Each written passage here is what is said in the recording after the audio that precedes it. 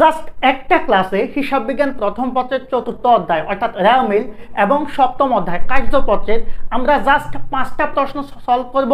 এই 5টা প্রশ্ন থেকে 100% তোমাদের এইচএসসি পরীক্ষায় কমন পাবা। অর্থাৎ এই একটা ক্লাসে আমি জাস্ট প্রথম পত্রের চতুর্থ অধ্যায় মানে রেওয়া মিল এবং সপ্তম অধ্যায় কার্যপত্রের 5টা অঙ্ক তোমাদের সলভ করাবো।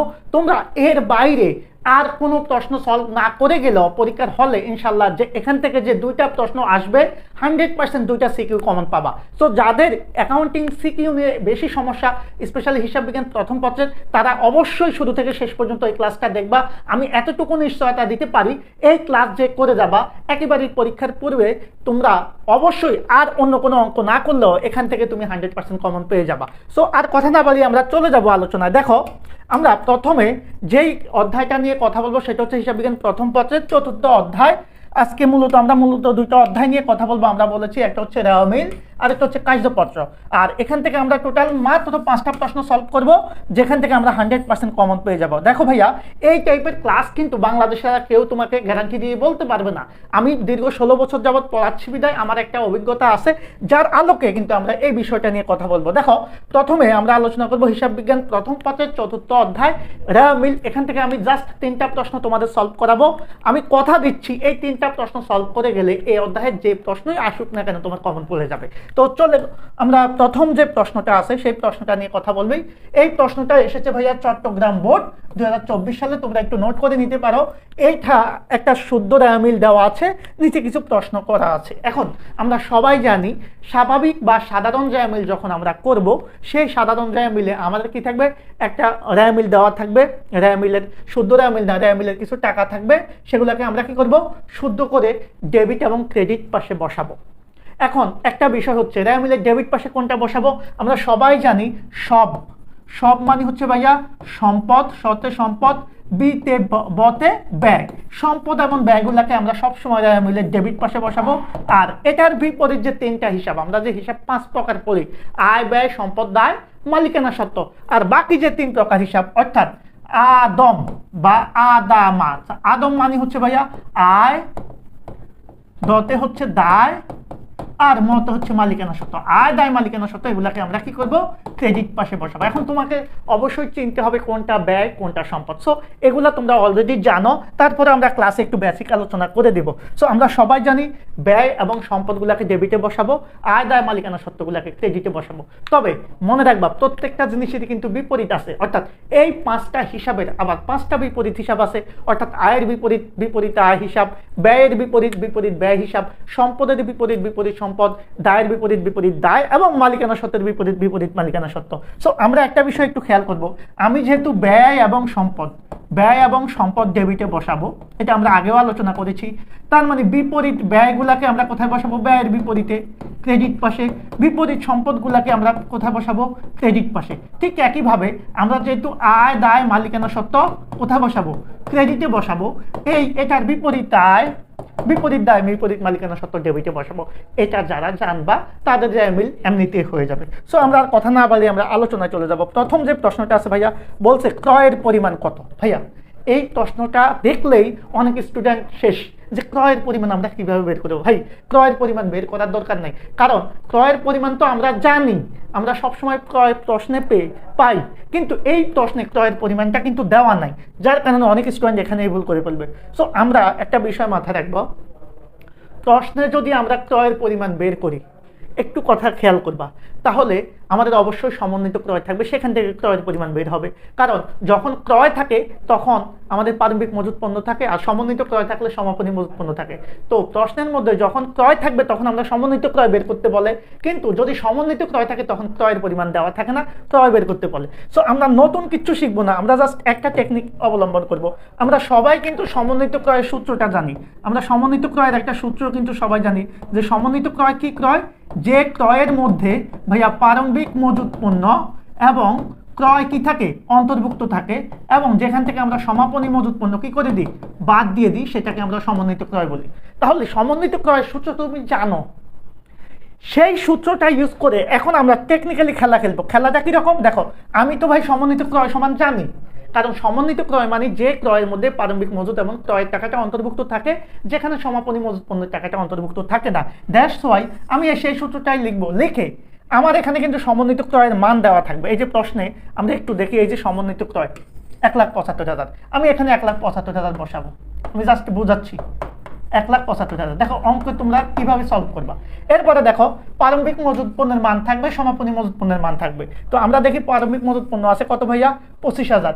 তো এটার সাথে আমরা সমান কি লিখবো, দেখো এই যে প্রারম্ভিক মজুত পণ্যের মান হচ্ছে 25,000 যোগ ক্রয়ের পরিমাণ তো দেওয়া নাই, মাইনাস সমাপনী মজুত পণ্যের মান কত ভাইয়া, আমরা সমাপনী মজুত পণ্যের মানও আমরা প্রশ্নে পেয়ে যাব। এই যে সমাপনী মজুত পণ্যের মান 40,000। তো এই কাজটা যদি করে ফেলো ভাই, আমার সমন্বিত ক্রয়ের মান আছে, প্রারম্ভিক মজুদের মান আছে, সমাপনী মজুদের মান আছে, তাহলে অটোমেটিকলি আলটিমেটলি আমার ক্রয়টা বের হয়ে যাবে। এখন কিভাবে বের হবে, আমরা যদি ক্যালকুলেশন করি 25 থেকে 40 গেলে -15 এই পাশে চলে আসলে 1,75,000 সাথে যোগ হয়ে হবে +15, অর্থাৎ ক্রয়ের পরিমাণ বের হয়ে যাবে 1,75,000 সাথে 15 যোগ 1,90,000। কত সহজ। অর্থাৎ তোমাদের কিন্তু এই জিনিসগুলো দিয়ে কনফিউজিং করতে পারে। দেখো আমরা জাস্ট 1,90,000 টাকা বের করে ফেলছি। কিভাবে বের করছি ভাইয়া, কোনো কিছু না, আমি যেটা বলছি আমরা সমন্বিত ক্রয়ের সাথে কি করছি, ওই যে সমাপনী মজুদ যোগ করে প্রারম্ভিক মজুদটা কি করে দিয়েছি, মাইনাস করে দিয়েছি। তাহলে আমরা 1,90,000 পেয়ে গেছি ক্রয়ের পরিমাণ। এভাবে আমরা ক্রয়ের পরিমাণটা বের করব। আমরা সবাই বুঝতে পেরেছি কিনা, এই হচ্ছে বিষয়। তাহলে ক্রয়ের পরিমাণ আমরা এভাবে বের করে নিতে পারি। আর একটা বিষয় আমরা সবাই জানি, প্রশ্নে যদি আমাদের ক্রয় থাকে তাহলে আমাদের দেওয়া মিলে প্রারম্ভিক মজুদ পণ্যটা আসবে। কি আসবে না ভাইয়া, সমাপনী মজুদ পণ্যটা তখন আসবে না। আর যদি সমন্বিত ক্রয় থাকে তাহলে কি আসবে, এর সাথে তখন সমাপনী মজুদ পণ্য আসবে।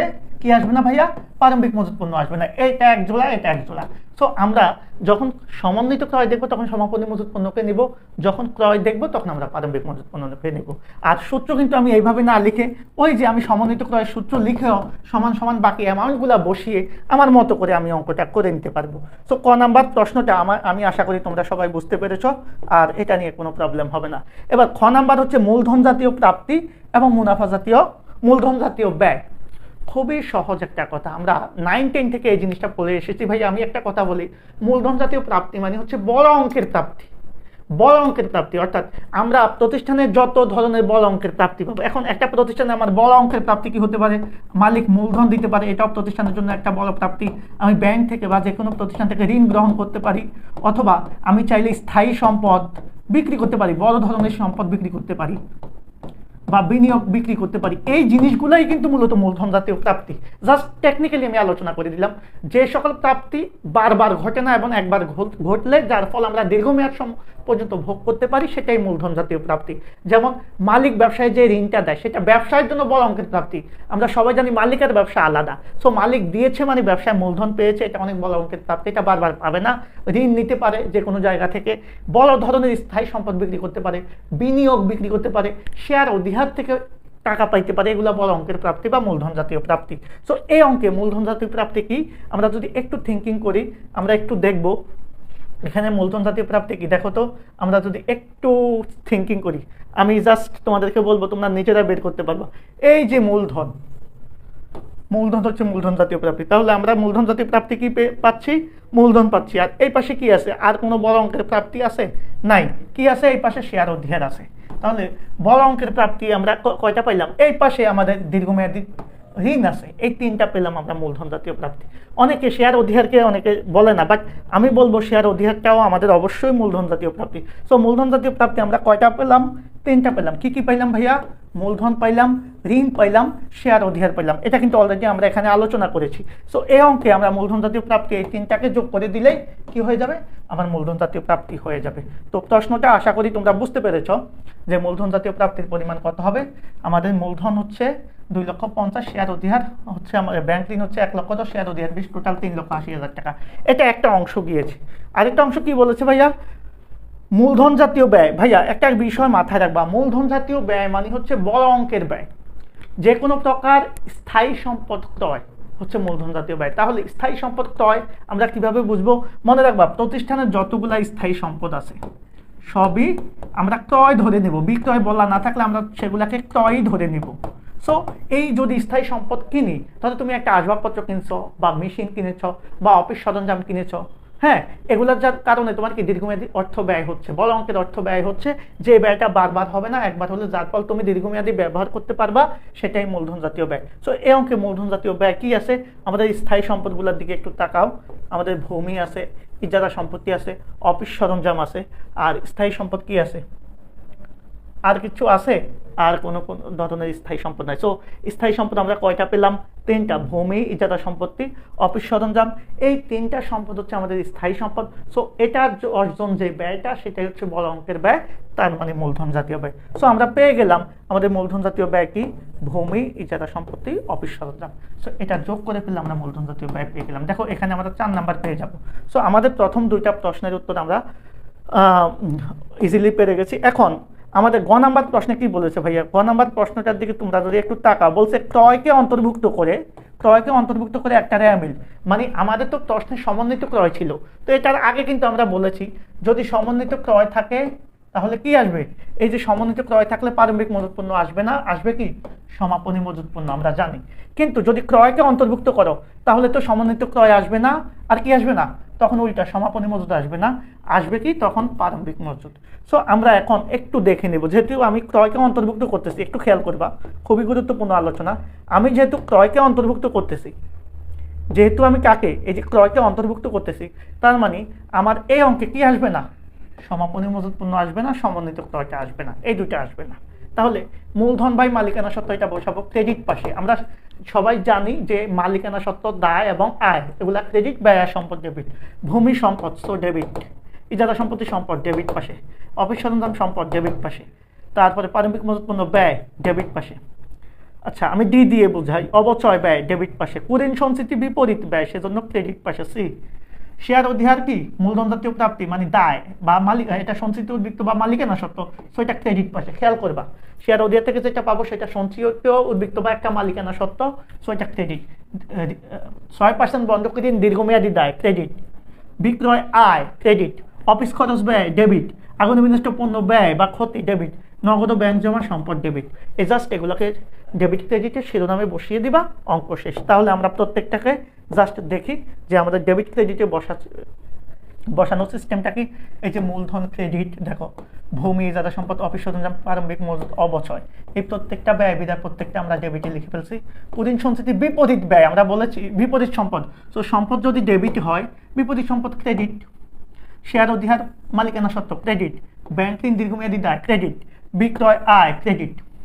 এরপরে দেখো অফিস খরচ, আগুনে বিনষ্ট পণ্য, নগদ ব্যাংক জমা, এগুলো হচ্ছে আমাদের কি? অফিস খরচ, আগুনে বিনষ্ট পণ্য, এই দুটা ব্যয়, সো এটা ডেবিট। আর ব্যাংক জমা, নগদ ব্যাংক জমা সম্পদ, এটাও ডেবিট। আর ক্রয়কে অন্তর্ভুক্ত করছে, ক্রয় তো আমাদের ব্যয়। সো ক্রয়ের পরিমাণ আমরা কতে বের করেছি? খেয়াল করো, কতে আমরা ক্রয় কত পেয়েছি? এই যে ক্রয়ের পরিমাণ আমরা বের করেছি কত? 1,90,000। 1,90,000 আমরা ধরবো। 1,90,000 ধরলে আমাদের এই রেয়া মিলের ডেবিট পাশ এবং ক্রেডিট পাশ মিলে যাবে। এই একটা শুদ্ধ রেয়া মিল। সিস্টেম কি? আমরা উপরে লিখবো প্রতিষ্ঠানের নাম, 2023 সালের 31শে ডিসেম্বর তারিখে সমাপ্ত বছরের জন্য লিখে ক্রমিক নং, হিসাবের নাম, খতিয়ান পৃষ্ঠা, ডেবিট টাকা এবং ক্রেডিট টাকা, এটা একটা সাধারণ রেয়া মিল। সো আমরা এই ক্লাসের মাধ্যমে আমরা আমাদের রেয়া মিল সম্বন্ধে আইডিয়া পেয়ে গেলাম। ওকে, তাহলে প্রথম প্রশ্নটা আমরা আশা করি তোমরা ক্লিয়ার 100%।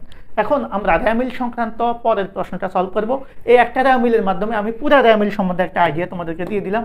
এখন আমরা 2 নম্বর প্রশ্নটা সলভ করবো। দেখো ভাইয়া, 2 নম্বর প্রশ্ন বলেছে জনাব রমিজ এত সালের রেয়া মিলের ক্রেডিট পাশে 7,000 টাকা কম ছিল। তার রেয়া মিলের 24 সালের 31শে ডিসেম্বর তার যে রেয়া মিল ছিল, সেটা রেয়া মিলের ক্রেডিট পাশে 7,000 টাকা কম ছিল। এখন সে কি করছে? রেয়া মিল অনিশ্চিত হিসাব খুলে রেয়া মিলটা মিলিয়েছে। পরবর্তীতে সে কিছু ভুল পাইছে। সে ভুলগুলো পেলে, তো রেয়া মিল তৈরির পরে যদি আমরা ভুল পাই, সেগুলোকে সংশোধনের জন্য আমরা যে দাখিলা দিই সেটাকে বলে ভুল সংশোধনী দাখিলা। তো ভুল সংশোধনী দাখিলার জন্য আমরা 2 ধরনের সিস্টেমে কাজ করি। একটা হচ্ছে ভুলকে আমরা মূলত 2 ভাগে ভাগ করি। আমরা এটা এর আগেও কথা বলেছি, ভুল মূলত 2 প্রকার। যারা আমার বেসিক ক্লাস করেছো তারা অবশ্যই এগুলো জানো। ইউটিউবে ক্লাস আছে, তোমরা দেখে নিতে পারবা। আজকে তো আমরা ম্যাথ সলভ করাচ্ছি, বেসিক অত পড়াচ্ছি না, জাস্ট দেখাবো।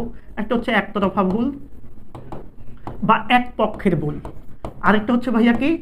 দুতরফা ভুল বা 2 পক্ষের ভুল। একতরফা ভুলগুলা কি? সোজা কথা, জাস্ট একটা লাইন মনে রাখবা। যে ভুল হলে রেয়া মিলটা মিলবে না, মানে ডেবিট অথবা ক্রেডিট যে কোনো এক পাশে টাকা কম বা বেশি থাকবে, যার কারণে রেয়া মিল মিলবে না। আর রেয়া মিল না মিললে কি আসবে? অনিশ্চিত হিসেবে আসবে সেই ভুলটাকেই মূলত আমরা একতরফা ভুল বলি। যেমন কি আমি সংক্ষেপে সব বাদ দিয়ে একটা লিখি, ধরো যোগ বিয়োগের ভুল। তুমি কোনো একটা জিনিস যোগ বিয়োগে ভুল করছো, অথবা আমি এটাকে আরো সহজ ভাষায় বলি কম বা বেশি লিখছো, টাকার পরিমাণ তুমি কি লিখছো কম বা বেশি লিখছো। আরো ভুল আছে যেমন খতিয়ানের উদ্বৃত্ত স্থানান্তরের ভুল, নির্ণয়ের ভুল। অর্থাৎ যোগ বিয়োগ বা টাকার পরিমাণ যে কোনো এক পাশে কম বা বেশি লিখলে তো আমাদের মিলবে না, দুই পাশ সমান হবে না। সো এই কারণে আমাদের এক পাশে অনিশ্চিত হিসাবে আসবে, এই ভুলটাই একতরফা ভুল। আরেকটা ভুল আছে ভাইয়া, সেটাকে আমরা বলি দুতরফা ভুল। সেটা মূলত ভুল না। সেটা ভুল না বলতে কেমন, এই ভুলটা হলে ওরা মিলে যায়। মানে এই ভুলটা এমন ভুল যে ভুলের কারণে মিলে ডেবিট পাশ এবং ক্রেডিট পাশে হয় দোনো পাশে কম লেখা হয়, না হয় দোনো পাশে বেশি লেখা হয়, না হয় দোনো পাশে লেখাই হয় না। অর্থাৎ সেম সমপরিমাণে কি হয়, কম বা বেশি লেখা হয়, যার কারণে মিলের দুই পাশ সমান থাকে, মিলে যায়। সেজন্য এগুলাকে বলা হয় মিলের সীমাবদ্ধতা। এই দুতরফা ভুলের মধ্যে আছে বাদ পড়ার ভুল, লেখার ভুল, করণিক ভুল, নীতিগত ভুল, পরিপূরক ভুল, এই জিনিসগুলা। ওকে, এখন আমরা যে বিষয়টা দেখব সেখানে হচ্ছে ক নাম্বার প্রশ্ন বলেছে এই অঙ্কে নীতিগত ভুল কি। ভাইয়া নীতিগত ভুল হচ্ছে দুতরফা ভুলকে আমরা দুই ভাগে ভাগ করেছি, একটা হচ্ছে করণিক ভুল আর একটা নীতিগত ভুল। নীতিগত ভুল হচ্ছে জাস্ট একটা জিনিস মনে রাখবা, আমরা একটু আগে আলোচনা করেছি, তারপর আমি তোমাদের জন্য বলি। যদি ভাইয়া আমাদের জাস্ট খেয়াল করবা, যদি আমাদের মূলধন জাতীয় লেনদেন কি, মূলধন জাতীয় লেনদেন, মূলধন জাতীয় লেনদেনকে আমি ভুলে মুনাফা জাতীয় লেনদেনে লিখি, মূলধন জাতীয় লেনদেনকে আমি মুনাফা জাতীয় লেনদেনে লিখে ফেলি। অর্থাৎ এটাকে আরো সোজা ভাষায় বলে মূলধন জাতীয় ব্যয় মানে ধরো সম্পদ, সম্পদকে আমি মুনাফা জাতীয় ব্যয় মানে ব্যয়, সম্পদকে আমি ব্যয় লিখি। অথবা মূলধন জাতীয় প্রাপ্তি মানে কি, দায়, আর মুনাফা জাতীয় প্রাপ্তি মানে কি, আয়, দায়কে আমি আয় লিখি। অর্থাৎ সম্পদের জায়গায় আমি ব্যয় লিখলাম, অথবা দায়ের জায়গায় আয় লিখলাম, অথবা ব্যয়ের জায়গায় সম্পদ লিখলাম, আয়ের জায়গায় দায় লিখলাম। অর্থাৎ কোনো একটা লেনদেনকে আমি সঠিক হিসাবে না লিখে কি করলাম, যেটা সম্পদ সেটাকে সম্পদ হিসাবে না লিখে ব্যয় লিখলাম, ব্যয়টাকে আমি সম্পদে লিখলাম, অথবা আয়টাকে দায়ে লিখলাম, বা দায়টাকে আয়ে লিখলাম। এই জাতীয় ভুলকে আমরা বলবো নীতিগত ভুল। এটার কারণে রেওমিল মিলে গেলেও প্রকৃতপক্ষে একটা ভুল থেকে যায়। আরেকটা ভুল হচ্ছে বেদাখিলার ভুল। বেদাখিলার ভুলটা হচ্ছে কিরকম, ধরো তুমি ব্যয়কে ব্যয়ই লিখছো, জাস্ট মজুরির জায়গায় কি লিখছো, বেতন, কমিশনের জায়গায় কি লিখছো, বাট্টা। এই ভুলকে আমরা নীতিগত ভুল বলবো না, এটাকে আমরা বলবো বেদাখিলার ভুল। সো সেটা নিয়ে পরে আলোচনা করা যাবে, কোন আমার বেসিক ক্লাসে এগুলো আলোচনা করা আছে, তোমরা দেখে নিবা, ইউটিউবে অনেক বেসিক ক্লাস দেওয়া আছে তোমাদের জন্য। দেখো উপযুক্ত তথ্য থেকে নীতিগত ভুলের পরিমাণ কত। তো আমরা নীতিগত ভুল কি পাবো, এই যে আমাদের এই প্রশ্নটা দেখো, মেশিনের সংস্থাপন ব্যয় 5,000 টাকা মজুরি হিসেবে লেখা হয়েছে।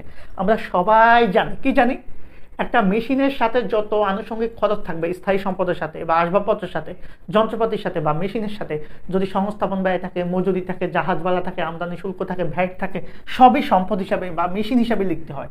এখন মেশিনের সংস্থাপন ব্যয়ের জন্য আমরা জাবেদা কি দিব, মেশিন ডেবিট, কিন্তু নগদান ক্রেডিট। কিন্তু আমি মেশিন ডেবিট নগদান ক্রেডিট আমি কি করেছি, ভুলে মেশিনের পরিবর্তে আমি কি করেছি, মেশিনকে ডেবিট করি নাই, না করে মজুরিকে ডেবিট করেছি আর নগদানকে ক্রেডিট করেছি। ওই যে সংস্থাপন ব্যয়কে আমি মজুরি মনে করেছি, অ্যাকচুয়ালি ভুল করছি। তাহলে এটা হচ্ছে মেশিনেরটা সম্পদ, এটাকে আমি ভাই কিসে লিখেছি, ব্যয় লিখেছি। সো এই ভুলটাকে আমরা বলবো নীতিগত ভুল। সো নীতিগত ভুল একটা পেলাম। আবার দেখো একটু খেয়াল করবা, আসবাবপত্র ক্রয় হিসাবে লিখছো। তো আসবাবপত্র একটা সম্পদ, তাহলে আসবাবপত্রের জায়গায় তুমি আসবাবপত্র ক্রয় করলে জাবেদা কি দিবা, আসবাবপত্র ডেবিট নগদান ক্রেডিট। তুমি উল্টা জাবেদা দিয়েছো কি, ক্রয় ডেবিট নগদান ক্রেডিট। অর্থাৎ আসবাবপত্রের জায়গায় ক্রয় লিখছো, আবারও সম্পদের জায়গায় ব্যয় লিখেছো, এটাও নীতিগত ভুল। এখন এগুলো সংশোধন কিভাবে করবা, সঠিকটা সঠিক পাশে লিখবা। অর্থাৎ এটা সংশোধন হবে, মেশিন ডেবিট হবে, আর মজুরি যেহেতু বলে ডেবিট করছো, জাবেদা করতে গেলে মজুরিকে ক্রেডিট করে দিবা। আবার এখানে আসবাবপত্র ডেবিট হবে, ক্রয় ডেবিট করছো বলে ক্রয়কে ক্রেডিট করে দিবা, জাবেদাটাও আমি বলে দিলাম। সো এখানে নীতিগত ভুলের পরিমাণ আমরা পেলাম কয়টা, খেয়াল করবা, আমরা পেলাম দুইটা, আসবাবপত্র এবং মেশিন। এখন এই যে শিক্ষানবিশ ভাতা এবং সালামি, এগুলো আয় ব্যয়, এগুলোর মধ্যে ভুল হলে এটা নীতিগত ভুল হবে না, বা আমাদের কারো কাছ থেকে পেয়ে তার হিসাবকে ডেবিট ক্রেডিট করলে এটা নীতিগত ভুল হবে না। সো এই অঙ্কে আমরা যদি একটা থিঙ্কিং করি, আমাদের নীতিগত ভুল কয়টা পাইছি ভাইয়া, আমরা অলরেডি জানি আমরা দুইটা ভুল পাইছি, একটা মেশিন সংস্থাপন ব্যয় মজুরি হিসাবে ডেবিট করেছি, আসবাবপত্র ক্রয় হিসাবে লিখছি। সো নীতিগত ভুল হচ্ছে 5 আর 10 15,000। ক নাম্বার শেষ। এবার খ নাম্বারে আমরা কি করব, খ নাম্বারে আমরা জাবেদাগুলা দিব। জাবেদা কি ভাইয়া, জাবেদা অলরেডি আমরা বুঝে গিয়েছি। জাবেদা দেওয়া সংশোধন জাস্ট একটা নিয়ম মাথায় রাখবা, সঠিকটাকে আমরা সঠিক পাশে লিখবো, ভুল পাশে বিপরীতটাকে লিখে ফেলবো, যেটা ভুল করছি সেটাকে বিপরীত করে দিব। ধরো আমি যদি এই জাবেদাটা তোমাদের সাথে একটু শেয়ার করি, মেশিনের সংস্থাপন ভাই মজুরি হিসাবে ডেবিট করা হয়েছে। তো মেশিনের সংস্থাপন ভাই আমাদের ডেবিট হবে কি ভাই, স্বাভাবিক জাবেদা করা মেশিন ডেবিট, আমি ডেবিটই করবো ভাই। এখন কাকে ডেবিট করছি, ভুলে মজুরি। তো কোনো কিছুকে যদি ভুলে ডেবিট করি সেটাকে এখন বাদ দিয়ে দিতে হলে সেটাকে কি করতে হবে, ক্রেডিট। তো মজুরিকে আমি ক্রেডিট করে দেব, শেষ। আবার আসবাবপত্র ক্রয়, আমি ক্রয়কে ডেবিট করেছি, তাহলে আসবাবপত্র ক্রয় করলে আমার আসবাবপত্র ডেবিট হয়, কত আসবাবপত্র ডেবিট হবে। ক্রয়কে ডেবিট করছি, তাহলে ক্রয়কে কি করে দেবো, ক্রেডিট করে দেবো, শেষ। দুইটা তো আমরা এমনিতেই বুঝছি। এখন এখানে এটার জাবেদা না চাইলেও আমি জাস্ট দেখিয়ে দিলাম তোমাদের। এবার দেখো বিক্রয় হিসাবে যোগফল 2000 টাকা কম লিখছে ভাই। যদি বিক্রয়ে কম লেখা হয়, আমি বলছি কম বা বেশি লেখার ভুল কি ভুল, একতরফা ভুল, কারণ রেমিল মিলবে না বিক্রয় যদি 2000 টাকা কম লেখা। এখন তুমি তো সংশোধন করবা, তো তোমার কাজ কি, কোনো নিয়ম শিখাবো না। বাংলাদেশের সব টিচারই কিন্তু এটার জন্য রুলস শিখে, আমি কোনো রুল শিখাচ্ছি, কোনো রুল শিখাচ্ছি না, জাস্ট নর্মালি বলে দিচ্ছি। তো বিক্রয় হিসাবে যদি 2000 টাকা কম লিখে, আমার কাজ কি, আমার 2000 টাকা বাড়ায় দিতে হবে। তো বিক্রয়টা কি ভাইয়া, আয়। এখন আয় 2000 টাকা কম লিখছে, আমি কি করব, বাড়াবো। তো আয় বাড়ালে কি হবে, ক্রেডিট, তার মানে বিক্রয় হিসাব ক্রেডিট হয়ে যাবে, বিক্রয় ক্রেডিট, খেয়াল করবা। আচ্ছা, এই যে কম লেখার কারণে আমাদের মিলবে, মিলবে না, কারণ এটা একতরফা ভুল। আর একতরফা ভুল হলে অবশ্যই অন্য পাশে কি আসবে, অনিশ্চিত হিসাব, কারণ আমরা অনিশ্চিত হিসাব সৃষ্টি হয় মূলত একতরফা ভুলের কারণে, দুতরফা ভুলের কারণ না। তো জাবেদা হচ্ছে কি অনিশ্চিত ডেবিট, বিক্রয় ক্রেডিট। ওকে, এবার এই জাবেদাটা একটু দেখো। শিক্ষানবিশ ভাতা 6000 টাকা শিক্ষানবিশ স্যালামি হিসাবে লিখছো, তাহলে আমার সঠিক লেখার কথা কত ছিল, শিক্ষানবিশ ভাতা, তাহলে আমি শিক্ষানবিশ ভাতা লিখবো, শিক্ষানবিশ ভাতা ডেবিট। আর কি স্যালামি হিসাবে আমি ভুলে লিখছি, স্যালামি এখন কি করে দিব, ক্রেডিট করে দিব, শিক্ষানবিশ স্যালামি ক্রেডিট, শেষ। এরপর দেখো মিস দিনের কাছ থেকে 2500 টাকা পেয়ে তার হিসাবকে ডেবিট করা হয়েছে, এটা একটা বড় ধরনের ভুল। এখন মিস, আমি এগুলা মুছে দিচ্ছি, এগুলা তো তোমরা বুঝতে পেরেছো, কারণ আমাদের এখানে মিস দিনের কাছ থেকে 2500 টাকা পাইছো। তো সঠিক জাবেদা কি হবে, মিস দিনের কাছ থেকে পাইছো মানে মিস দিনা কে বলো তো, আমরা কার কাছ থেকে পাই, যার কাছ থেকে পাই সে আমাদের দেনাদার। সো দেনাদারের কাছ থেকে পাইলে দেনাদার ক্রেডিট হবে, তার মানে মিস দিনা ক্রেডিট হবে। আমি লিখলাম মিস দিনা ক্রেডিট, মিস দিনাকে এখানে আমি ব্র্যাকেটে লিখে রাখলাম তোমাদের সুবিধার্থে, দেনাদার ক্রেডিট কত, 2500 টাকা। এটা হচ্ছে আমার সঠিক জাবেদা হওয়ার কথা, 2500।